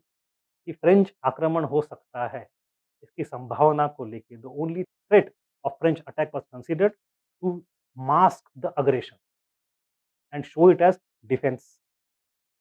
So using the pretext of the hyped French menace to justify the aggression, the earlier practices were given a definite formal shape and theoretical framework by Wellesley in the form of subsidiary alliance system. Before the final war with Mysore, Wellesley signed the first treaty with Hyderabad. So I have a list again from prelims point of view, sequential list in which these treaties were signed. This is a typical question again. 2-3 question ऐसे आते हैं. एक तो treaties का sequence आता है, दूसरा sequence of subsidiary alliance which was the first which was the latter one, तीसरा आता है कि the series in which the sequence in which the states were annexed by Dalhousie. तो टिपिकल एमसीक्यू से तैयार करेंगे हम. So this is the first thing in Hyderabad, first time in 1798 and then again renegotiated in 1800. You have Mysore and Tanjore, then Awadh, then different Maratha powers after the 1802, 1803, 1804, that is after the second war of Anglo-Maratha. So before the final war with Mysore, you have one with the Hyderabad. And after the capture of Mysore, political entities in India were to be offered the option. अब देखो मैसूर को हरा दिया ना, British are now aggressive. Now they go from state to state giving option. एक तो ये लो या ये लो. जैसे अश्वमेध यज्ञ होता है ना, either accept our Ashwamedh horse and then submit to our sovereignty or fight with us. So this kind of tool is used like Ashwamedh horse by British. Everywhere they would go, तो treaty accept करो या युद्ध को तैयार हो जाओ. Simple. So after the capture of Mysore, political entities in India were to be offered the option of submitting peacefully by becoming a part of the subsidiary alliance system or of a military contest. It should be contest, not XP, contest. Military contest if they resisted the colonial domination. So it is like the offer they cannot refuse. पढ़ी है आपने किताब godfather? नहीं. हाँ, in movie also you have dialogue. I will give an offer you cannot refuse. Nawabs of Awadh and Arcot. Now, see this offer you cannot refuse. Why I am telling this? Because many people resisted. People resisted. He is executed. He is eliminated. People who accepted, I told yesterday, Awadh, Nizam, Sindh, they accepted कि भाई ठीक है कौन लड़ेगा कर लो ले लो. Even they were given promises which were not kept by company over next 50 years. टुकड़े टुकड़े करके उनको खत्म कर दिया या फिर जो रखा वो बहुत ही छोटा रखा. So the Nawabs of Awadh and Arcot drawn into this alliance at the early stage. Later, Wellesley increased the demand for subsidy from the Indian allies. In the case of major states like Awadh, collaboration with the British and acceptance of subsidiary alliance did not prevent eventual outright annexation. Subsequently, the treaty was forced upon the Maratha chiefs also. What is Wellesley doing? It is subsidiary, but he is trying to use it to subordinate the Indian states to become paramount authority of the company. Paramountcy as a term is not used in this era. It will start from 1813 onwards. Now we are the supreme power, we are the paramount power. But subsidiary alliance opens the road towards the paramountcy. That will be third stage. So first is a ring fence, second is subsidiary alliance, and third is paramountcy. Level बढ़ रही है अंग्रेजों की. आपका नाम क्या है? रानी. Okay. समझ में आ रहा है आप तक? Okay. So what is the subsidiary alliance system? If you see very interestingly, have you visited this Rashtrapati Bhavan, North Block, South Block? कोई देखा है आपने जाके? Have you seen that? You are in Delhi since long time. जहाँ पे आपको जाना है eventually देख के आओ कभी. You will get some motivation. So this North Block, South Block, you will see they are now it is not true anymore क्योंकि government has become very big. They are moving also in this project. But technically for last so many years, 75 years, they house 4 major ministries. Big 4 ministry, सबसे powerful ministry वही होते हैं 4. पता है कौन-कौन? Home, defence, finance, foreign affairs. Home, defence, finance and foreign affairs. Now you see what are the elements of this treaty. First thing is permanent subsidiary army. It is a permanent army. It is subsidiary. Subsidiary मतलब क्या है? The native state will give subsidies for upkeep of that army. Therefore it is called a subsidiary army. ठीक है. Native के state is giving money और land और whatever as a subsidy to control the army, but not control, to support the army. So stationed within the territory of the state to protect from internal disorder and external aggression. It means your internal disorder, home ministry, khatam. External aggression, defense ministry, nahi chahiye. So what the company has done, effectively has taken control of the home ministry and defense ministry of native state. समझ लो. Then payment of subsidy in cash for smaller states or ceded territory for bigger states to defray its expenses. And these expenses are generally so overblown, so costly कि state का अपने revenue के ऊपर control खत्म हो जाता है. Even the finance of the state gets crippled over time.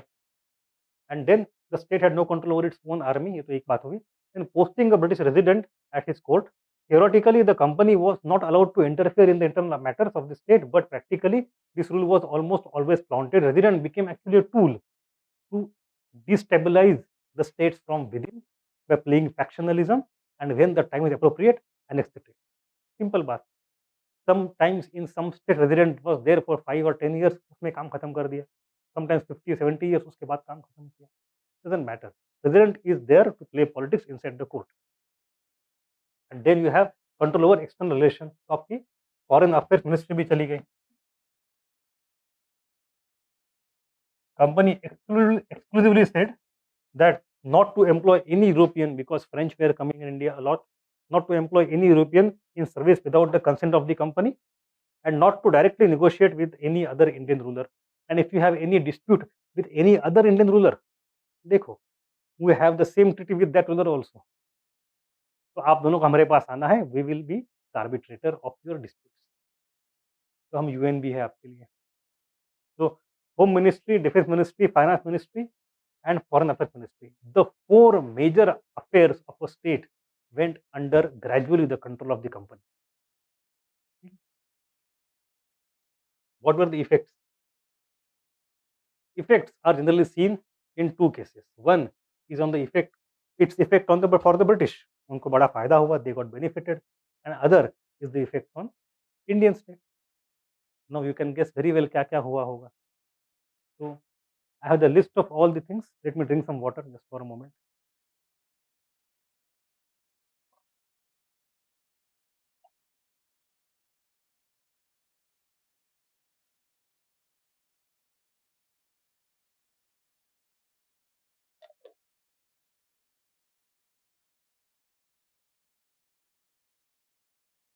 So for the British, let us see, it was extremely useful and beneficial on what all counts.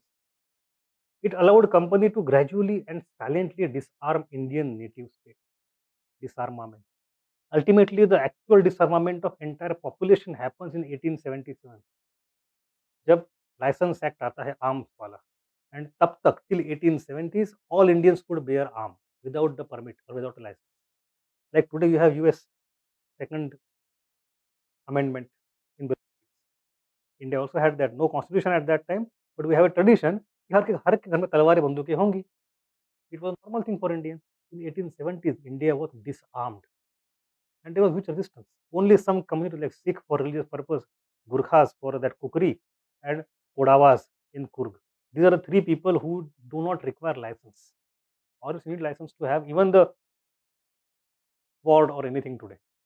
But anyway, so it allowed company to gradually and silently disarm Indian native states because उनके armies were demobilized, and the company इतना पैसा ले रही है कि the state cannot expect its revenue to be enough to have its own army and to support company army also. पैसे नहीं है उतने. So what the state does? Company army है, मेरा काम हो रहा है, अपनी army खत्म कर दो, disband कर दो. And all these people who were disbanded by the company, by the state, were absorbed by the company. तो वही जवान जो था, who used to fight for the native state, now is fighting for the British. but being paid through British by Indians only. What we have actually, there's a term, a technical term that I use. It is called as military labor market. The great success of the company was actually to be able to tap successfully into India's military labor market, to capture all these soldiers as their own soldiers, pay them higher salaries. Tipu देता है 5 रुपए, हम देंगे 10 रुपए, आ जाओ यहाँ जाएंगे। तो खैर, it backfired. I'll tell you, Indians also did that. Indians also employed lot of foreigners, French people, etc. British also. But I will show you in the second battle what happens.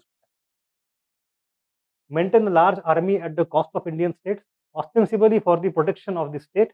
It helped the company in maintaining a large army using state resources. Simple है, state के पैसे से army करो. This subsidiary force was stationed in capitals of native states, which were places of great strategic significance. Why it is strategic significance? Because you see, company की अपनी territory जो है, whatever company's own real direct control territory in Bengal, in Madras, in ceded districts of northern Sarkar on Andhra coast, there are very less amount of territory. And company is now stationing its army all across India, in every capital, even there where it doesn't have territory. So युद्ध कहीं भी करना है, in any moment they can reach anywhere. So it is the next level of ring fence. Now you can see. The company could fight wars far away from their own territories, throw forward military and expanded political frontier. It also ensured safety of the British territory. This force was led by European commanders. It was always battle ready. It could be used anywhere by the company at short notice. Company now controlled the defense and foreign relations of the protected allies, native states.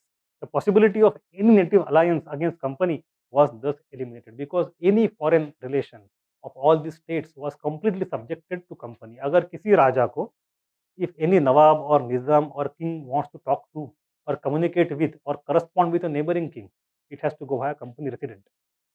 bypass नहीं कर सकते. People did secretly try to do that. Not many times, not successful all the time. And if they are caught कि आपने खत भेजा था आपके neighbour को, मुझे बना बताए, what would company do? Company would be angry. And resident would always have its own informants in the court. Action तो हमेशा होंगे. So resident would come back angrily to the king कि आपने गलत किया है, आपका आधा राज हमें कल से मिलेगा. Now the cost of subsidiary force is increased, give us more territory. तो यही चलता था. It eliminated French threat in India because no French men could be recruited by a native ruler without the permission of the company. No foreign person to be recruited when you sign the treaty. This system allowed the company to ensure that only its favorites were sitting on throne of native state, because at any time native ruler tried to threaten the interest of company, he was immediately replaced. The system of subsidiary alliance was, in the words of British writer, a system of fattening allies, as we fatten oxes till they were worthy of being devoured. It's a very simple, famous statement. Only that person can be the native king who is in your support. अगर कोई उसका बेटा आता है, चाचा आता है, भतीजा आता है, अगला राजा बनता है, if he tries to become anti-British, हटा दो उसको. You have your own army in the capital, क्या कर लेगा ये? कुछ नहीं कर सकता.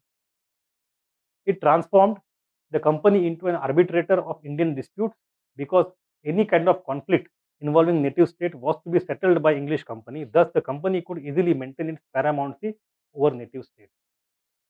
Very simple.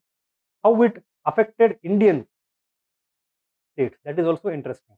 It proved to be extremely degenerative for Indian native states, because native rulers purchased security at the cost of independence and sovereignty. It is a one-line sentence you have to write in the exam. Purchasing security at the cost of independence. A very famous statement by Benjamin Franklin also. Na? Then you have neither independence nor security at the end of it. Independence is always vitally important, even if you die, doesn't matter. The army was allegedly for the protection, but it turned the ruler into a tributary client. Indian state virtually signed away its independence. Disbandment of the local armies led to loss of livelihood for soldiers and officers. British residents who interfered in the day-to-day administration. It led to internal decay, and rulers gradually lost all spirit and energy. The rulers of the protected states tended to neglect the interest of the people and to oppress them. अब बात क्या हो रही है? What is the incentive for an individual king to perform, to bring some welfare for people? Because he wants to continue ruling. Simple बात है. If you are assured that there will never be any reaction from people, nobody can oppose you under any circumstances. Why would you go for the welfare of the people? आप उपभोग ले लो सत्ता का, right? So because the company gave the guarantee that no external threat will take you out and no internal resurrection will take you out, हम आपको security देते हैं.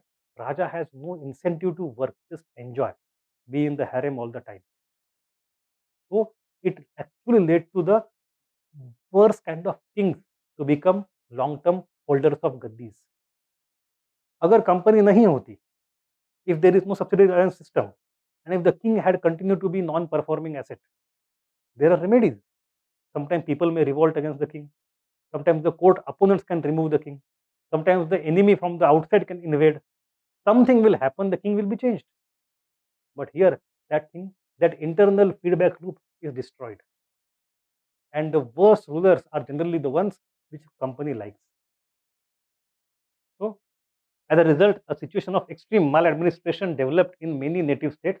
The administrative machinery collapsed completely, and this resulted in extreme suffering for common masses. Because of this impact, Thomas Munro commented that it must run everywhere its full course and destroy every government which it undertakes to protect. So if you just sign the treaty, wait for 10, 20, 30, 40 years, खुद से खुद तबाह हो जाएगा ये state. फिर हम हैं यहाँ पे लेने के लिए. It is a simple idea. Then native states lost all vestiges of sovereignty in external matters. Generally, you will understand one thing, that control over external affairs is a mark of sovereignty. If you completely give them away to some other entity, you are no more sovereign. So your foreign affairs are gone, you are not a sovereign power. So lost all vestiges of sovereignty in external matters, it became subservient in diplomatic relations, could not employ foreign experts or settle disputes with its neighbors. It lost the right of self-defense as well. And then the important point is extremely high cost of subsidy, arbitrarily astronomical, exorbitant cost, because of which it led to the diversion of disproportionate share of revenue. For example, I want to keep my defense budget as 6% to 10% of my revenue. Company would come and say, for the same amount of protection, we want 30%, 40%, and you have no option. You have to give that much to them. In the remaining revenue, what will you do? You can just give the state part of it to them. आप ही निकाल लो revenue यहाँ से. या फिर you can go for looting your own administrators, mantris and sardars. But the moment you start doing that, the sardar would go to the company protection. देखा बंगाल में. Then you can do one thing, you can have extra taxation, but more taxation will lead to people getting impoverished, economy is crippled. कुछ ना कुछ होगा. So the native rulers were regularly in debt, and to overcome this debt, extremely heavy burden of taxes were imposed on the common masses. It thus ruined agriculture, disrupted economy, and impoverished people. Many states became bankrupt in no time. And the moment you stop paying company on time, company would come to you. Payment दे दो. Payment नहीं मिलेगा तो क्या, सत्ता दे दो, territory दे दो, बात खत्म. You create a system whereby you know the payment will be defaulted in couple of years or 6 years, 5 years maybe, and then you come back, default क्यों किया बे तूने, अब दे दे मेरे को.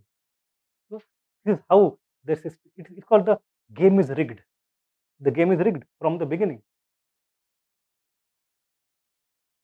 So the company thus got the right both to use the Indian ruler's territory as a buffer against its own enemies and prevent a combination of Indian rulers against it.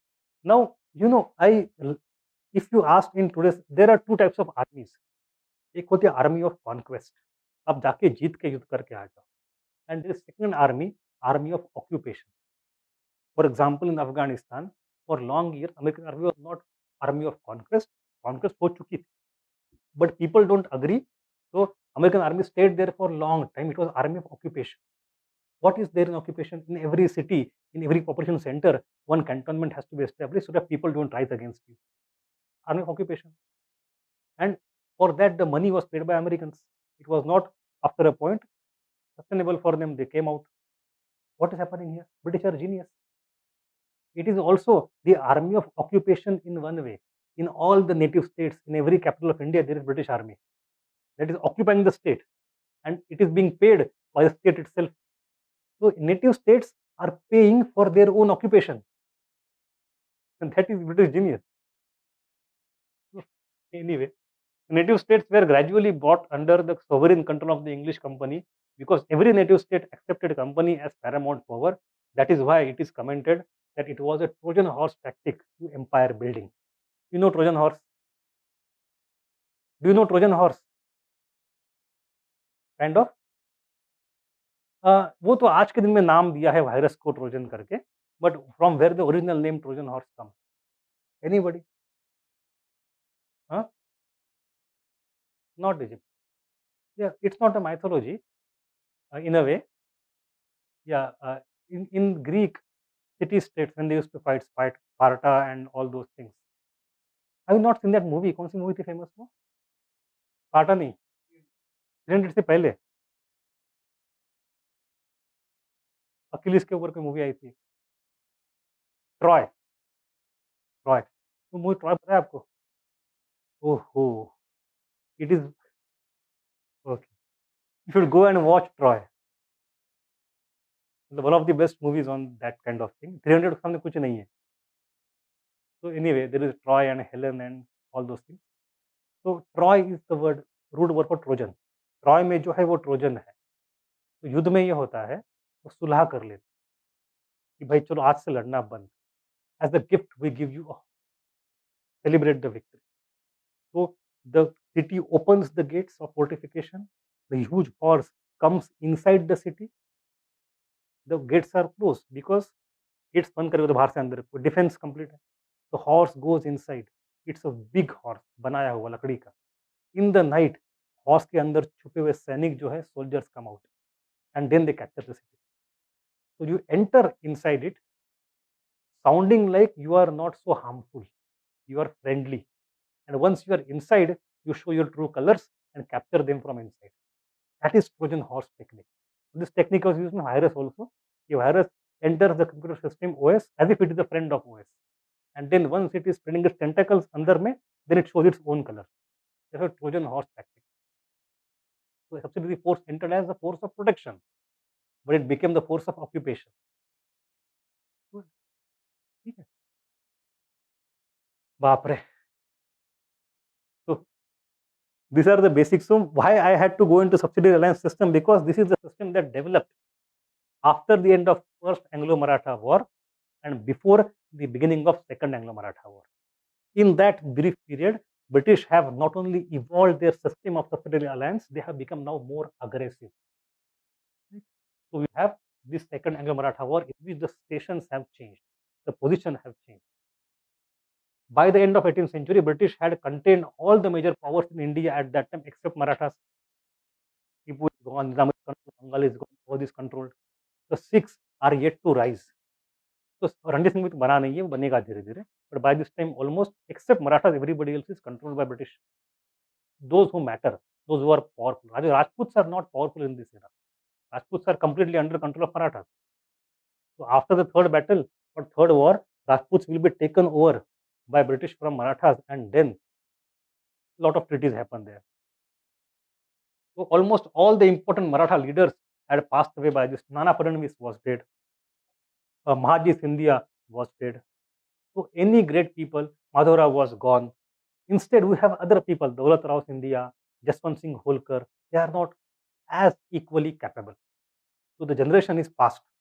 As I told you that in some lecture, very famous sentence by Sun Tzu, कि अगर आपको किसी को हराना है, तो you don't have to be very aggressive all the time. Just you have to have the patience and sit by the river and wait and wait and wait to see the bodies of your enemies flow by.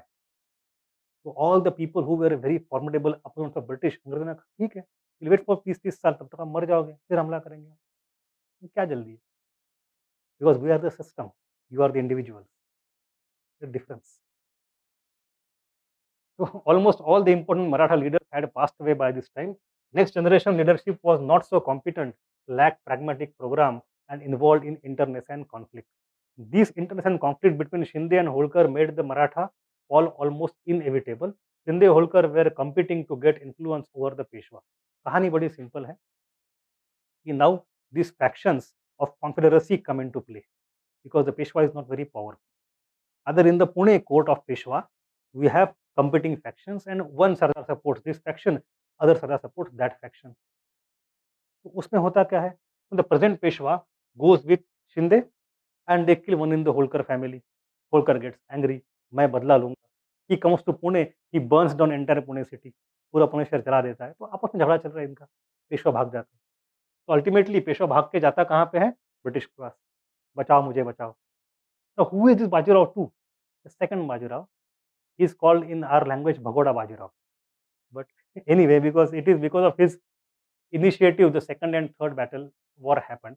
He is the son of Raghuva Peshwa. So Raghava, his father went to British first time, the first war happened. Now he is going to British time, second war is happening. अब क्या करेंगे? Due to this, Bajirao Peshwa, Bajirao II took refuge in the British camp. Lord Wellesley was waiting for this opportune moment. The price extracted by the British for extending the support to Bajirao II was by this time subsidiary alliance system, which deprived him of control over military and foreign affairs. Then sign a treaty of Vasai. Now this treaty of Vasai is extremely important. So in the first battle, we had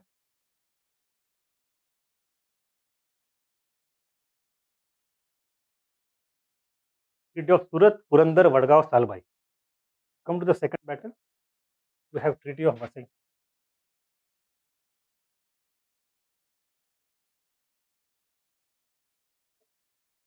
और वसई एक ही बात, वसई और Vasai.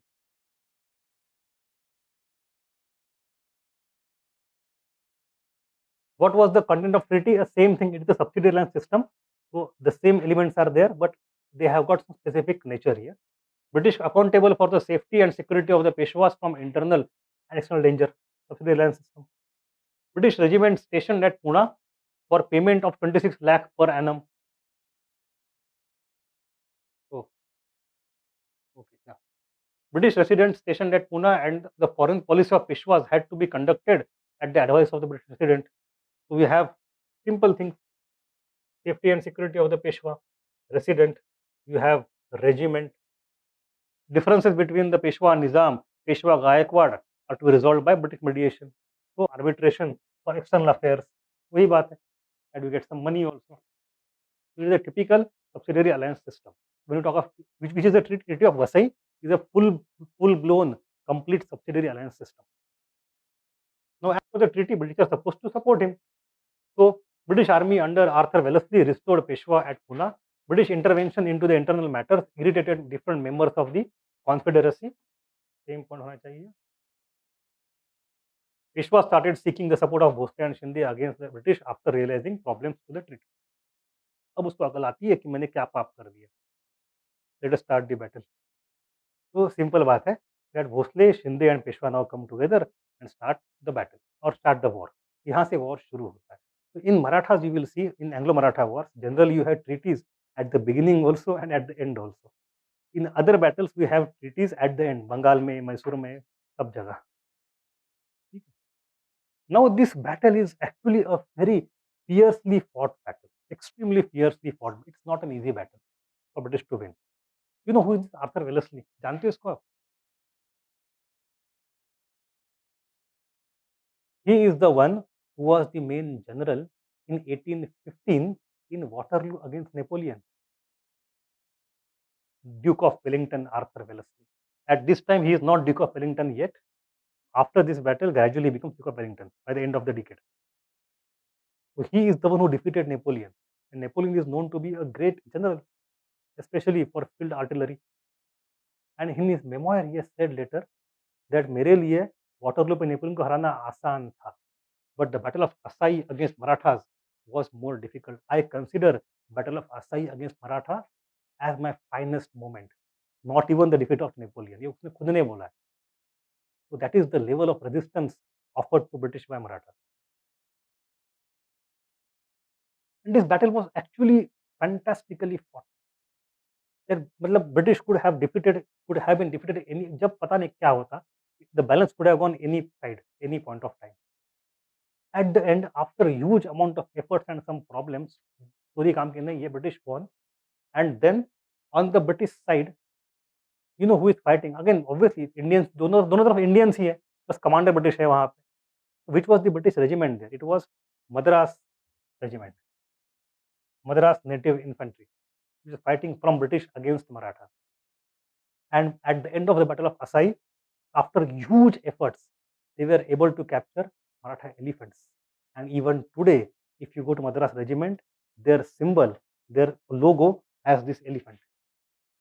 This is the Maratha elephant that Madras regiment captured in Battle of Asai. Even today, that is the symbol that they use.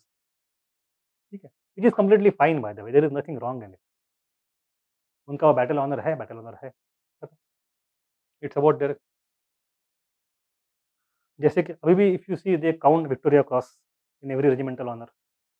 You don't follow Indian army. अरे यार, मैं पता है मतलब this kind of talks I used to have with my friends in my childhood की तेरी favourite regiment कौन सी है, मेरी फेवरेट रेजिमेंट कौन सी, और वो तेरी वाली बेहतर या मेरी वाली बेहतर, तो पूरी हिस्ट्री लेके बैठते थे उनकी युद्धों की. खैर,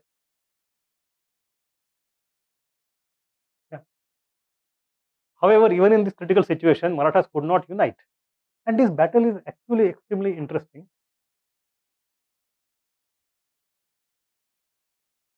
Randolph Cooper has written a very nice book only on this battle, not battle but the war, and he has shown that Maratha wars, where Maratha military was actually almost equal to British military. British did not win. This was a huge battle. Entire Deccan, MP, Karnataka, Gujarat, Odisha, Madhya Pradesh, सब जगह युद्ध हुआ है. ये पूरा central India भर के युद्ध हुआ है उसमें. कितने 2-3 साल 4 साल 3 साल शायद. उसमें British could have been defeated any time, military equally matched. The British won ultimately not because of their military superiority, but because of their diplomacy. What was the diplomacy? पहली बात, Marathas could not unite. Gaikwads of Baroda supported British, while Holkar remained separate and was planning to wage war on his own. So it is Peshwe, Shinde, and Bhosle who fought together in the first phase. In the second phase, Holkar fought separately, and Gaikwads did not fight at all. That is one reason British success in diplomacy. Then there is second reason also, and that is ये सारे जो आर्मीज है, specially Shinde की army, Scindias army was completely upgraded to European level. Extremely superfine army. He used had army 1-2 lakh लोगों की होती थी. Completely updated regiment, discipline, drill, and artillery. Everything was there. Everything was there under the command of French and British officers, जो कि renegade थे. British did one thing. उन्होंने अधिक, अब ये लोग कौन है? French Perron is a very famous, D Perron, Perron de Perron. We have D Boyne, D Boyne. We have even Skinner, the Sikandar Sahab Skinner. In Indian Army today, you have Skinner's first horse and third horse regiment अभी भी है वहाँ पे. They are anyway, ठीक है, Skinner's horse बोलते हैं उसको. So these are super fine people who are mercenaries. They are willing to offer services to anybody who is willing to buy. Right? They are in the business. They come and train your troops. So D Boyne, Perron, Skinner, all of them are in the service of India.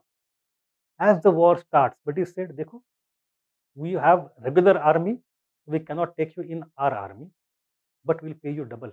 Come to our side. Overnight, सब गोरे गायब. Within a matter of 1 year, all the Western people, all the European who had served to create the armies of Marathas for 10-15 years, all of them deserted and went to British side. All of them. क्या कर सकते हैं आप? कुछ नहीं कर सकते. So your army was leaderless. That became a major reason for defeat of Marathas in this. Not the military support. उसके बाद भी लड़ाई हुई है और नेक टू नेक लड़ाई हुई है. But anyway, so 2 military commands in the first phase, and then you have this second phase. Let us understand 2 phases. These battles are relatively important, so you should know again.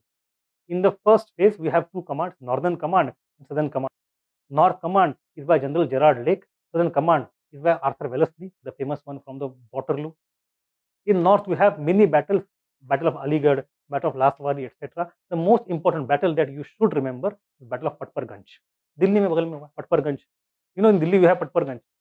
Battle of Patparganj, 1803. It is this battle in which Delhi was captured by British from Marathas. So Delhi became now a British controlled city, and it was a very big success for British, because the Mughal Badshah now became again the protected entity of British. So from Battle of Buxar, Shah Alam became British pensioner. Then 1773 onwards till 1803 he was Maratha pensioner. Now again he is becoming British pensioner. So the moment you control Delhi and you control Mughal Badshah and make him nominal head, you can spread your power entire India. And this is a tactic not originally British tactic. This was done by Marathas also. It is not unique, because somehow people in North India even at that time believed Mughal Badshah is great. It's been 100 years since that time, then when he was great. But अभी भी उनके मन में जहन में क्या है? मुगल बादशाह. So you need that kind of legitimacy, because you are an upstart. British or Maratha, both of them are upstart. They can't have that legitimacy. So let us use बादशाह का नाम to increase our power. A time will come in the future when उसको हटा के हम खुद बन जाएंगे राजा. Marathas had the same tactic, British had the same tactic. British got that time, Marathas were ousted. ये फर्क है. So Battle of Patparganj. And then in south we have the famous Battle of Asai, which I just discussed, right? That Madras regiment.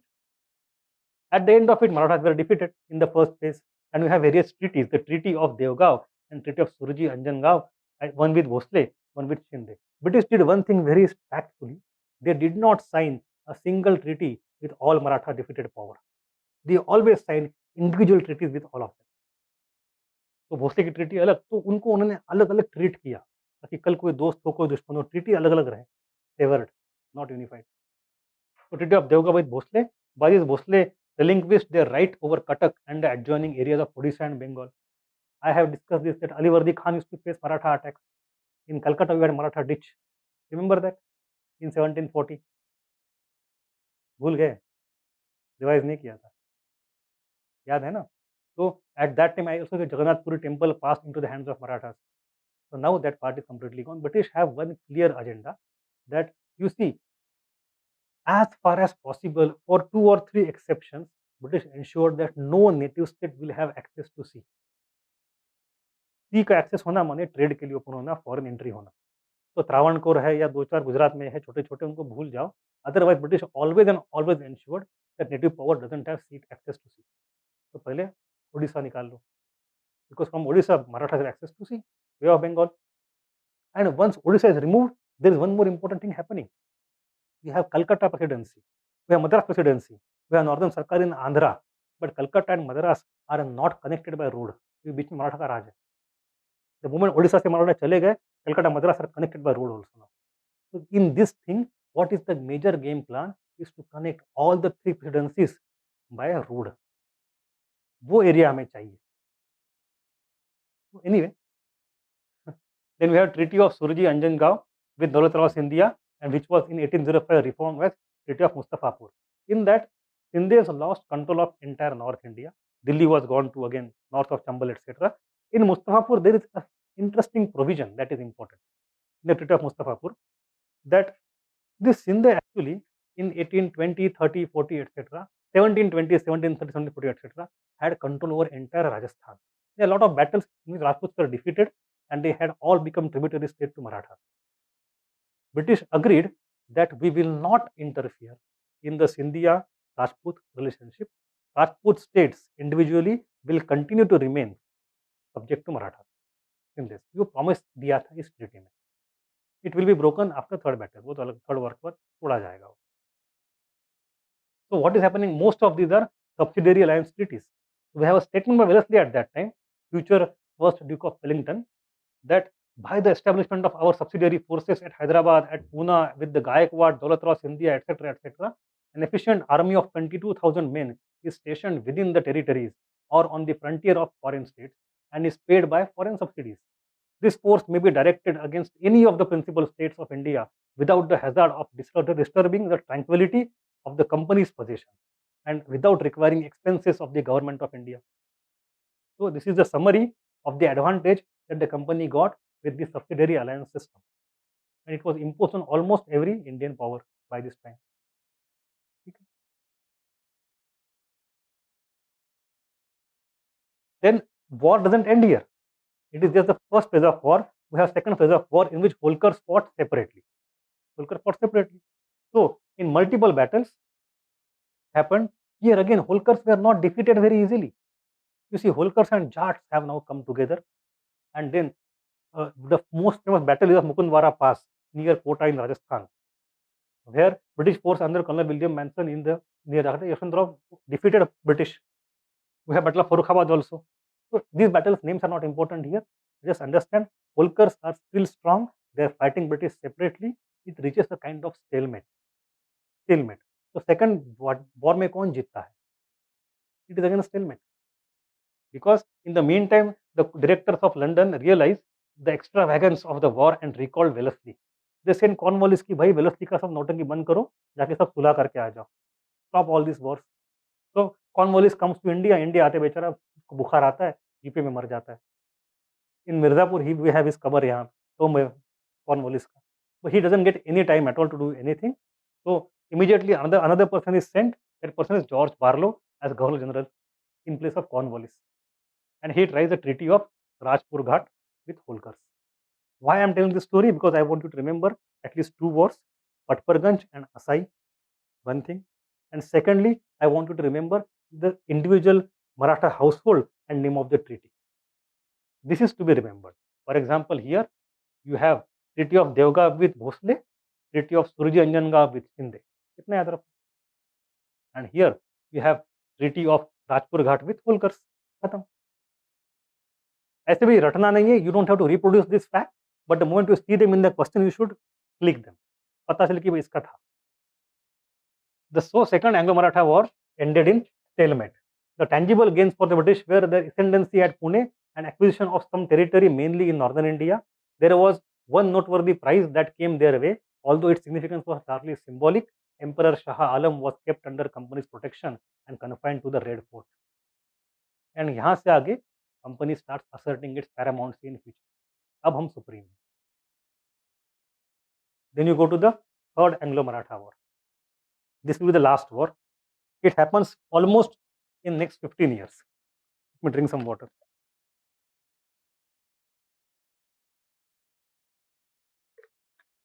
Too many facts, too many stories. Don't worry. आपको कहानी पता चल जाए. कहानी की तरह याद रखना है. ठीक है. The moment you start reading this document, you will remember everything automatically. इतने डिटेल में दिया हुआ है. Right? And that is the reason we have questions on the weekend, that you get an idea of how or what kind of questions are asked in the exam. उससे you are revising things also. I would request all of you not to accumulate the backlog. Revise every day. Every day जो आज पढ़ा है कल पढ़ के आ जाइए. That is one thing which is very important. And before Sunday, you should have one more revision of that week. So every week you should do for at least 2 revisions. The moment you are done with the class, you go home. It will take hardly a couple of hours maximum. 1 घंटे में हो जाता है revision. Document 15 पन्नों का होता है. 2 घंटे में हो जाएगा. So spend 2 hours every day on this before you come to next class, and then on the weekend revise it entirely once. हफ्ते में 3 लेक्चर होते हैं. टोटल मिलके 30-40 पन्ने होते हैं. वो 2-4 घंटे में हो जाएगा. And then you have test on the weekend. Short notes बना सब अभी मत बनाओ. Don't make short notes right now because you don't know what kind of questions are asked. Remember, notes का मतलब क्या होता है? Notes are not the summaries of all the content. Notes are not supposed to be summary. Notes are something that should help your memory, aid to the memory when you know what kind of questions are asked. So unless and until you are not aware कि question कैसे पूछे जाते हैं, you are not seen the previous year questions, you are not solved couple of questions, उसके पहले अगर आप notes बना लो, then within 6 months you will throw them away. Because you will find them useless when you start reading the question. They will not satisfy the need of question. So in the first reading, notes are not recommended. And before you read the questions and confront the questions, notes are not recommended. आप एक काम कर सकते हो, यहीं पे you use some color pen etc. Underline करते रहो. ठीक है. When you go after Sunday आपकी टेस्ट हो जाएगी, then there will come a point where you feel कि अच्छा अब मुझे आइडिया है क्वेश्चन कैसे पूछे जाते हैं, then notes will be important. Don't go for questions right away. Third Anglo Maratha war, by this time you have Lord Hastings, आता है, and then you have the 1813 onwards.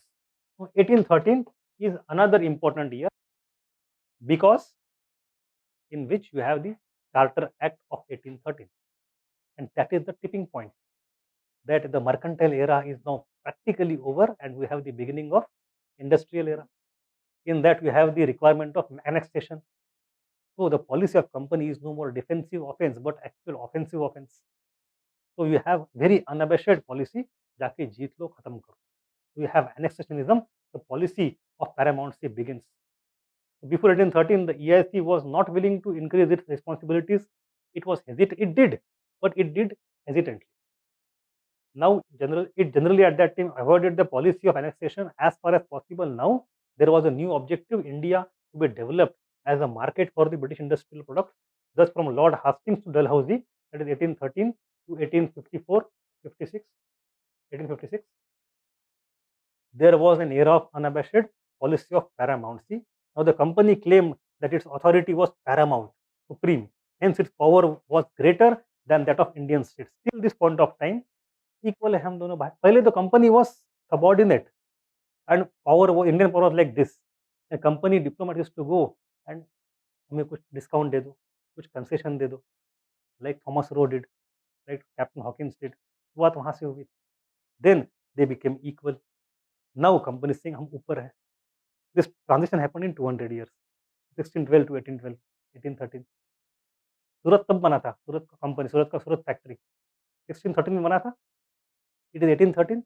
It is 200 years exactly from Surat factory to the inauguration of the Charter Act of 1813.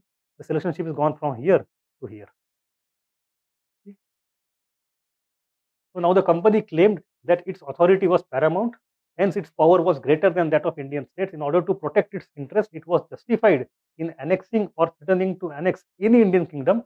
This view continued to guide the later British policies as well till 1857. Now we will see separately in detail this policy of annexationism, but Abhi will talk only and only about the Maratha War events. Now, this is a very interesting era. Have you seen this movie? I had seen the trailer of the movie. I thought such a great movie. देखनी चाहिए.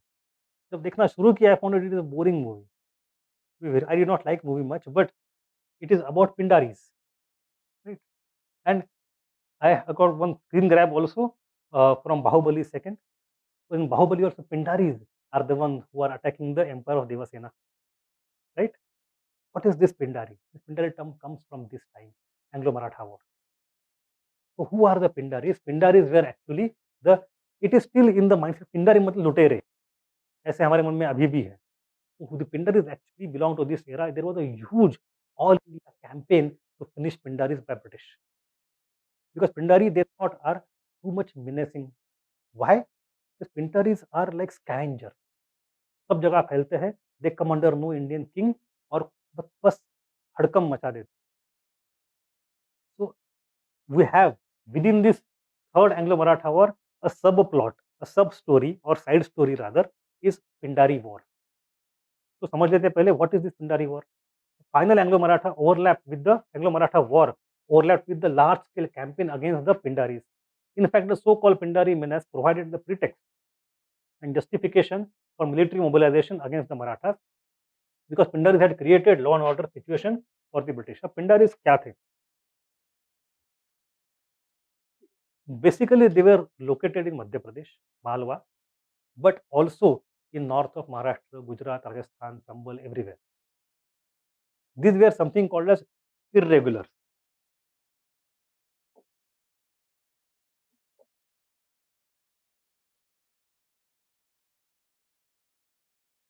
Irregulars. Why the word? What is regular? If you can define regular, then you know what is irregular. Regular means your mainstream army, जिसको आपने salary दिया है, train किया है, नौकरी दी है. That is your regular army. And apart from that, you sometimes also have auxiliary forces. For example, in US today, the defense complex, military complex is so commercialized and privatized. They have private armies also, right? In Afghanistan, they used to send private armies sometimes, private militia. In India, we don't have that. India doesn't allow that. But we have some private contractors who provide private security. We have private security agencies in India. में कुछ है तो Indian army will be regular army, and the private security people will be irregulars, who are auxiliary forces. So Daulat Rao Sindhia, Yashwantrao Holkar, British, they have their own main army, that is regular army, and they take help of some sundry people, auxiliary people. They are called irregulars. Pindaris were such irregular. They used to have their own sena, own people, own neta, ठेकेदार, and whosoever is paying them, they would go with that person. Simple. Now, Pindaris used to generally follow, after the decline of Mughals, they used to follow Maratha army. The Maratha army is going in North India to conquer some part. उनके पीछे पीछे Pindari जाएंगे. If Maratha army है of around 20,000, 30,000 size, Pindari will be also 10,000, 5,000 in size.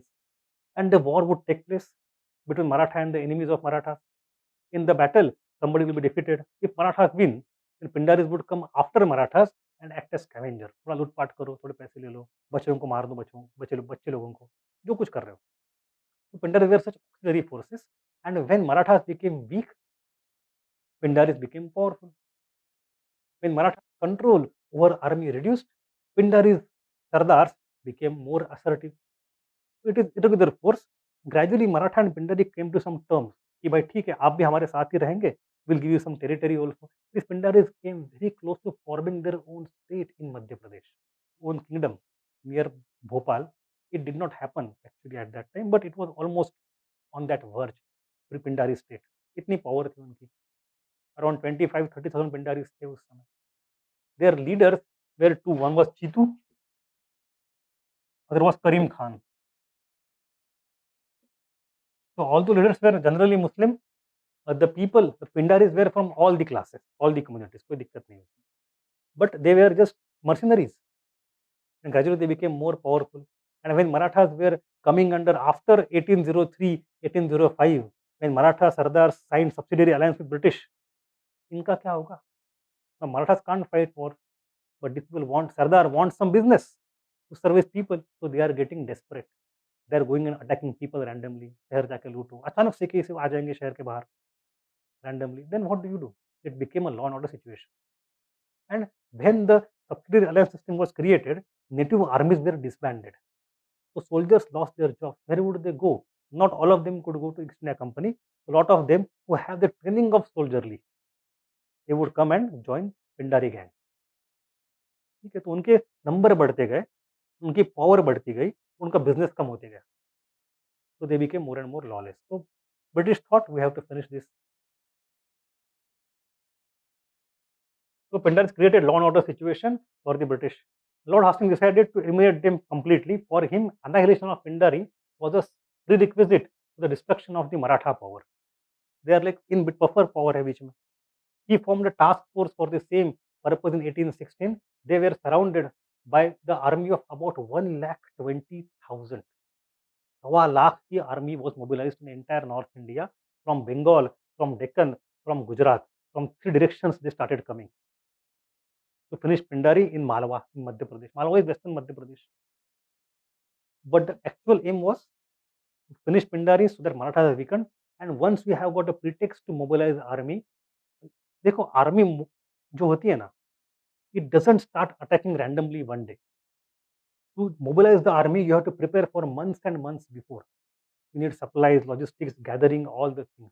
So the moment you start creating that kind of strategy and the moment you start attacking, इसमें अंतर होता है, right? There is no quick, there is no cold attacks like that. आज के दिन में बात होती है वैसे कि तुरंत आधे घंटे में हमारी सेना, आधे घंटे में कोई तलवार खड़ा नहीं होता है ऐसे अभी. Even to mobilize Indian army today also, it would take at least a few weeks, right? So this mobilization was done not to antagonize Marathas. Ostensible pretext was कि we are not attacking you, we are attacking Pindaris. So you are not alarmed, don't worry. This army is against Pindaris. But Pindaris did not put fight at all. जब 1,15,000 लोग आते हैं, आप 20-30 हज़ार रुपए हो, आप 20-30 हज़ार लोग हो, you just disperse. So the sheer military strength of the company army resulted in victory. The Pindaris themselves offered little resistance. Their band simply dissolved, and there was no direct encounter. Most of the leaders were surrounded, some were killed. Like Chitu, for example. Chitu went into forest of Vindhyas और कुछ दिनों बाद उसकी dead body मिली, शेर ने उसको खा लिया था. He was killed by a tiger. So completely dissolved. The same army was then Hastings used the Pindari campaign as a pretext to attack Maratha. After finishing the Pindari campaign, Lord Hastings asked Maratha commanders to sign new treaties. Old treaty is now 15 years old. Since 1803, 1805, now you sign new treaty. वरना हमारी army खड़ी है यहाँ पे. New treaty, and when they hesitated, a war was declared on them immediately. Thus, along with the Pindaris, even Marathas became the target of the same army. So it is a side story, but it is not the main story. You should know Pindari army is associated with the third Anglo-Maratha war. उतना पता हो खत्म.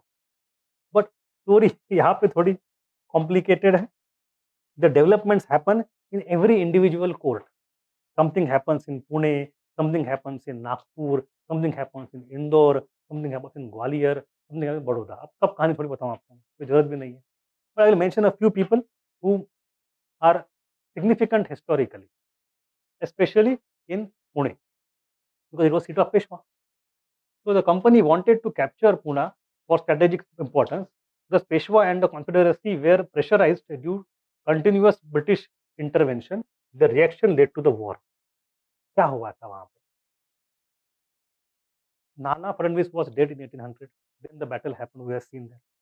After the battle, there emerged a very capable person who was assistant of Bajirao, who was the Peshwa. Anybody knows his name? His name was Trimbakji Dengle.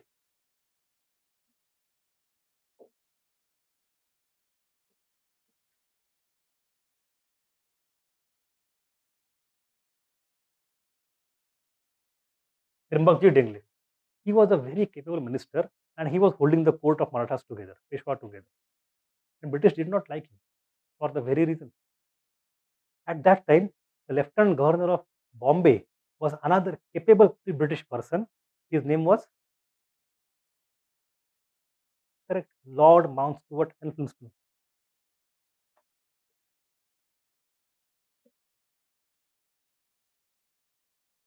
Elphinstone is a, Elphinstone is a very important person in history and also in history writing. ये general ये सवाल मैंने 2-3 बार देखा UPSC ने inter में पूछा है जिनका हिस्ट्री ऑप्शनल होता है या फिर जो नहीं होता लेकिन मुंबई से आते हैं उनको कि tell me a name of a person, there is only one example by the way, who was offered the position of Governor General of India and he denied because he wanted to write history of India. किताब लिखनी भारत इतिहास के ऊपर. He was given the post, he said, no, I want to write history of India, I don't have time for this. I will not become GG of India. But that happened after this war, not before. So अलग आगे वाली कहानी है वो. He was the only person who denied that position in the entire history of the company. In Marathi language at that time, he is called Alpistan. Elphinstone is Alpistan. But Elphinstone was there in Bombay and Pune, and Trimbakji Dengle was there in Pune. Now, story is very simple that Peshwa and Gaikwad have some dispute between them, but Gaikwad are under the control of British. But Peshwa nonetheless asked for some money कि you owe us 1 crore rupees, दे दो 1 crore रुपए. गायकवाड़ कहाँ से देगा, है ही नहीं. So Gaikwad sends some person to Peshwa court to negotiate. Gangadhar Pant. This Gangadhar Pant comes to Peshwa court. There is some negotiation which is incomplete. Gangadhar Pant goes to somewhere else, Pandharpur, etc. He is murdered. The moment Gangadhar Pant is murdered, Gangadhar Pant represents Baroda court, Gaikwad court, which is under the control of British. British get angry. How can you kill our person? And they put the blame on Trimbakji. कि Trimbakji ने मारा है. अब there is not a shred of evidence कि Trimbakji is the assassinator. The more plausible thing is that some rival faction in Baroda court itself has killed him. But British want to use the opportunity because the resident is there who wants to use and destabilize the court. तो त्रिम्बक जी के बारे में बोले इसको हमें दे दो पहले, इसको हमें हटाना है. He is the one who killed the person. So Peshwa ultimately comes under pressure because British put some army around him. Peshwa comes under pressure. तो ये कि भाई त्रिंबक जी को ले लो। तो the most capable person is removed, Trimbak ji goes into jail, not only goes into jail, a dramatic series of events happen, jail से भाग निकलता है वो, वापस पुणे में आता है। At that time again the pressure happens, ultimately Peshwa is supposed to sign the treaty of Pune, in that lot of things are given to British, treaty of Pune में, ये नई ट्रीटी है anyway, lot of things are given to British, लेकिन British को देने के बाद बाकी सारे मराठा सरदार गेट एंग्री कि I don't like this, we won't have it, let us go to war, and the war begins. That is the story at Pune court for the war, simple, but we don't need to memorize all these things, understand a person called Elphinstone and Trimbakji were there. That's- the war begins. 1880, Peshwa attacked Pune residency. He was defeated in the Battle of Khadki. Then we have Battle of Koraga Bhima and many other Battle of Asti. Ultimately, is defeated. Now, the point here I am going to mention is only this, that even at that time when Peshwa is very weak, Bajirao II, फिर भी वो कम से कम 1-2 साल लड़ते रहा. And secondly, this Battle of Koraga Bhima has become historically very important now. It is very not important. It is also very complicated and controversial battle nowadays, because when this battle happened, after that, in that battle, on the British side, lot of, today we call Dalit word, at that time Dalit word was not there, Mahar. Mahar regiment was fought, and these people were not recruited by Peshwas at that time. They were recruited by British, and they fought from the side of British and defeated Marathas. And the British erected a monument for the victory. Today the narrative is different. The Peshwas were Brahmins who used to oppress Dalits. Therefore, this battle is the mark of Dalit liberation. So, every year in Koraga Bhima, we have a huge crowd coming of Dalits from all across Maharashtra, especially Mahar community. Ambedkar came from this community, right? So, the Dalit narrative of this battle is battle of freedom, and the Maratha narrative is battle of end of the Peshwaship. So, history has multiple perspectives. We should know all of them,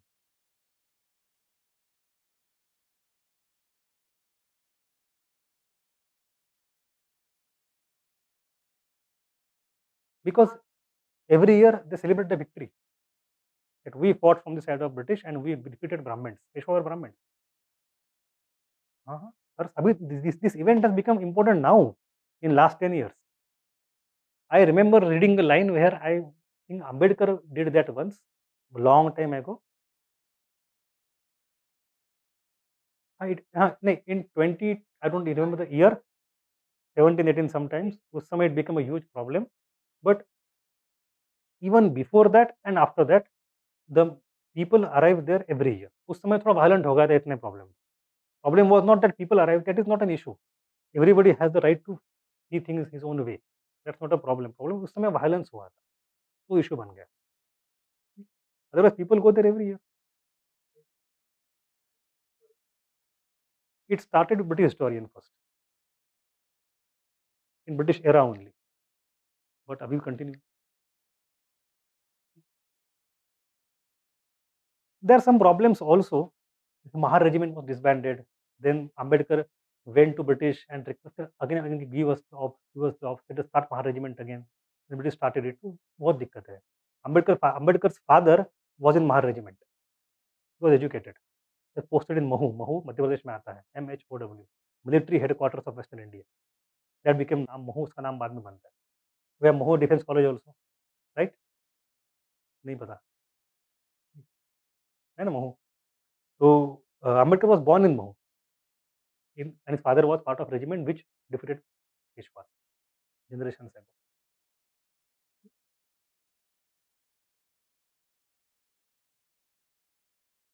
Then we have treaty with the Marathas. At the end of it, Peshwaship is completely abolished. All the territories annexed except a small portion which is given to Gaddi of Shivaji's successor. British would do the same thing everywhere. Mysore मैंने बताया था वही किया था. In Mysore also, they did the same thing. And when Tipu was killed, afterwards they resuscitated the throne of Wadiyars. Here also, when Peshwa is now removed, territory is annexed, a small region is carved out, and a separate state of Satara is created, and the center of Shivaji is put. Why? Because when Peshwas were defeated, it was not easy for British. The subjugation of Peshwa domain took several months, several military campaigns had to be carried out to put down resistance in various parts of western Maharashtra, even as Peshwa continued to be on the move. तो लोग गांव-गांव में oppose कर रहे थे. So how do you pacify people? अगर आपने सब खत्म कर दिया तो you have to continue fighting. It is not easy. So let us do divide and rule. Peshwa जरा ब्राह्मण्स, राजा इज मराठा. हमने मराठा को वापस लाया है. Same thing, same narrative here. You have they abdicated the office. Bajirao too formally abdicated the office and was sent to Bithur. Bithur is where, you know, Bithur कहाँ पे है ये? Yes, correct. Kanpur से बगल में ही है Bithur. So Peshwa was sent there.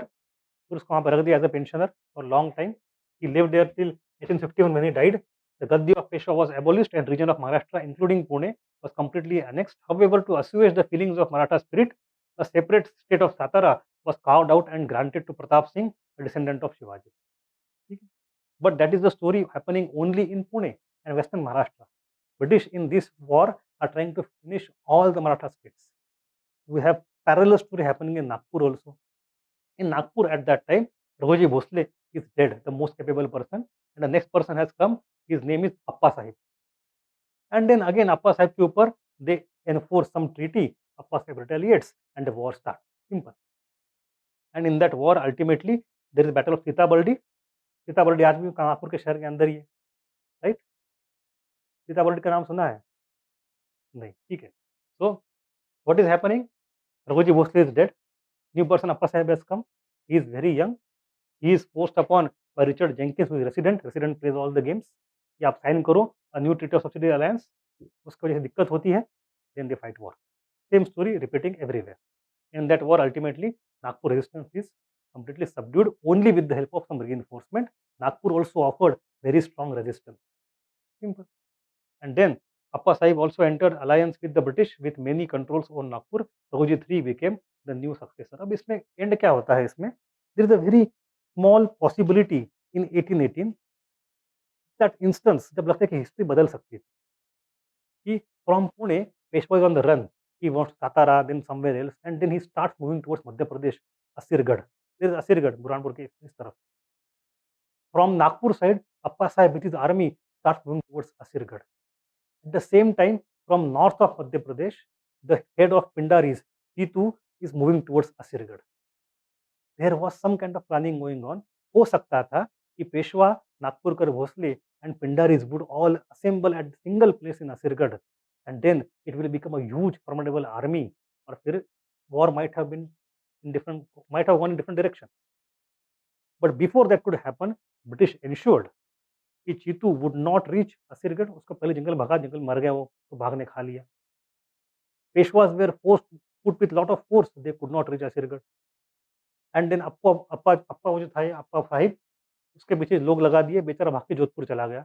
And he got some kind of support in Jodhpur, वहाँ पे वो रिटायर हो गया. The Asirgarh move did not materialize. It was a very interesting turns of event. Anyway, what is happening with Holkar at that time? In Holkar, the story is little different. Holkar army and Holkar queen, who is regent at Tusibai, they are not on the same page. The regent does not want to fight the war. He is saying, "Chalo, let us sign a treaty. दोस्ती कर लेते." But the army is against the British. Army is very close to Pindaris. Army's leaders and Pindar leaders are very close. Army से treaty नहीं करनी, युद्ध करते. So against the wishes of the leader, there is a war. So Holkar attacked Indore Residency. Then Holkar are finally defeated and treaty हो जाती है खत्म. Treaty of Mandsaur. Simple. ठीक है. And then you have Shinde of Gwalior. Though Shinde was not involved in the war, company through its show of arms ensured that Daulat Rao Shinde disengaged himself from the Pindaris because 1.2 lakh soldiers were mobilized in the Madhya Pradesh itself. Shinde did not even dare to come for war. खत्म बात ही खत्म कर दो, just by show of arms. So with respect to Shinde, the new treaty was posted upon them, and this treaty went against what was then Mustafapur in 1805, 1803. In this treaty, British openly said, we will not accept the old promise. Now we want to control Rajputana entirely. Your overlordship over Rajputana is now abolished. And then they sent Charles Metcalfe from one Rajput state to other Rajput state. So Rajputana entirely comes under British control because of this. 19 states signed such kind of treaty, Jaipur, Udaipur, Marwar, everywhere. It is exactly after Charles Metcalfe, जो कि 1818 में जा रहा है. You know, there is another person with him there in 1820s and 30s. His name, the very famous one, Todd. सुना है उसका नाम? He was a British officer, also historian, Colonel Todd, T-O-D, Todd. He wrote a book called Annals and Antiquities of Rajasthan. Very famous one. तो britisher क्या British कर क्या रहे आप समझो. अब मराठा खत्म हो गए. Now they are entering into history writing of India. Very soon after Marathas, they would appoint a person. Elphinstone would appoint a person in history लिखो. Colonel James Todd would go to Rajasthan in history लिखो.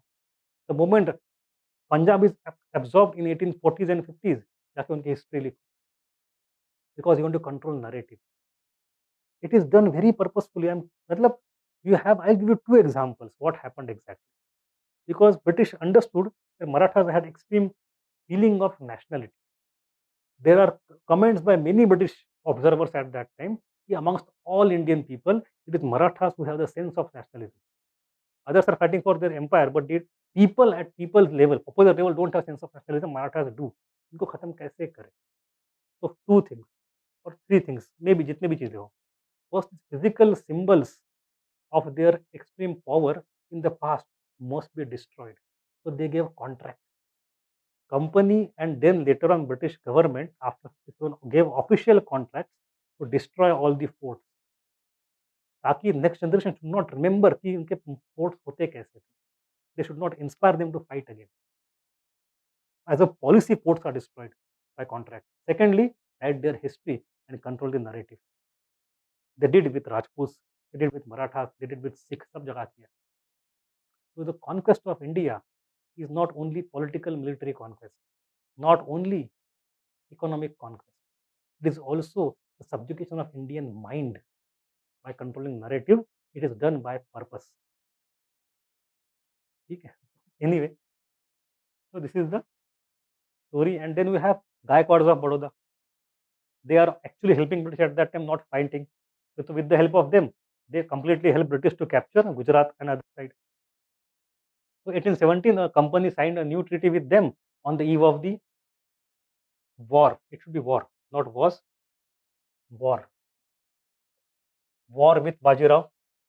As per it, the strength of the subsidiary alliance was increased, and Ahmedabad city was formally captured by British. This is the overall story. Again, you don't have to go into every single story, not required. But treaty yaad kar lo. Look at the causes and consequences. They are more permanent in nature. They are more important for example. So what is the overall summary here? This is the summary. The Third Anglo-Maratha War finally ended the independence of Maratha states, Nagpur, Indore, Gwalior, Baroda, and made the East India Company a major territorial power in the western and central India. The Peshwa's authority was terminated and his seat of authority, Pune, formally became part of the company's territory, except for the certain part which was given to successor of Shivaji. देख लिया हमने, right? पक्का. And Bajirao too was exiled to Bithur. Although Maratha Confederacy was dissolved, the Shinde's Holkars, spelling is wrong, Holkars, not Halkar, Holkars, Gaikwads and Bhosles still retained large tracts of territory at the end of the war, being incorporated into British India Empire as princely states. The Gwalior, which did not fight much, Daulat Sindh was not fighting. Remember that? So its power is not vanquished. They still have the reserve power. You see the impact twice in future. In 1843, when British are just coming out as a defeated party in Afghan war, India smells opportunity. अब युद्ध करेंगे. British then carry a major campaign against Gwalior in 1843 and finish India completely. Still in 1857, again you see Jhansi ki Rani Lakshmi Bai goes to Gwalior in the end, and the Gwalior army again is rising against British. So my point is, in 1818 it doesn't end; it continues. It continues. People keep fighting.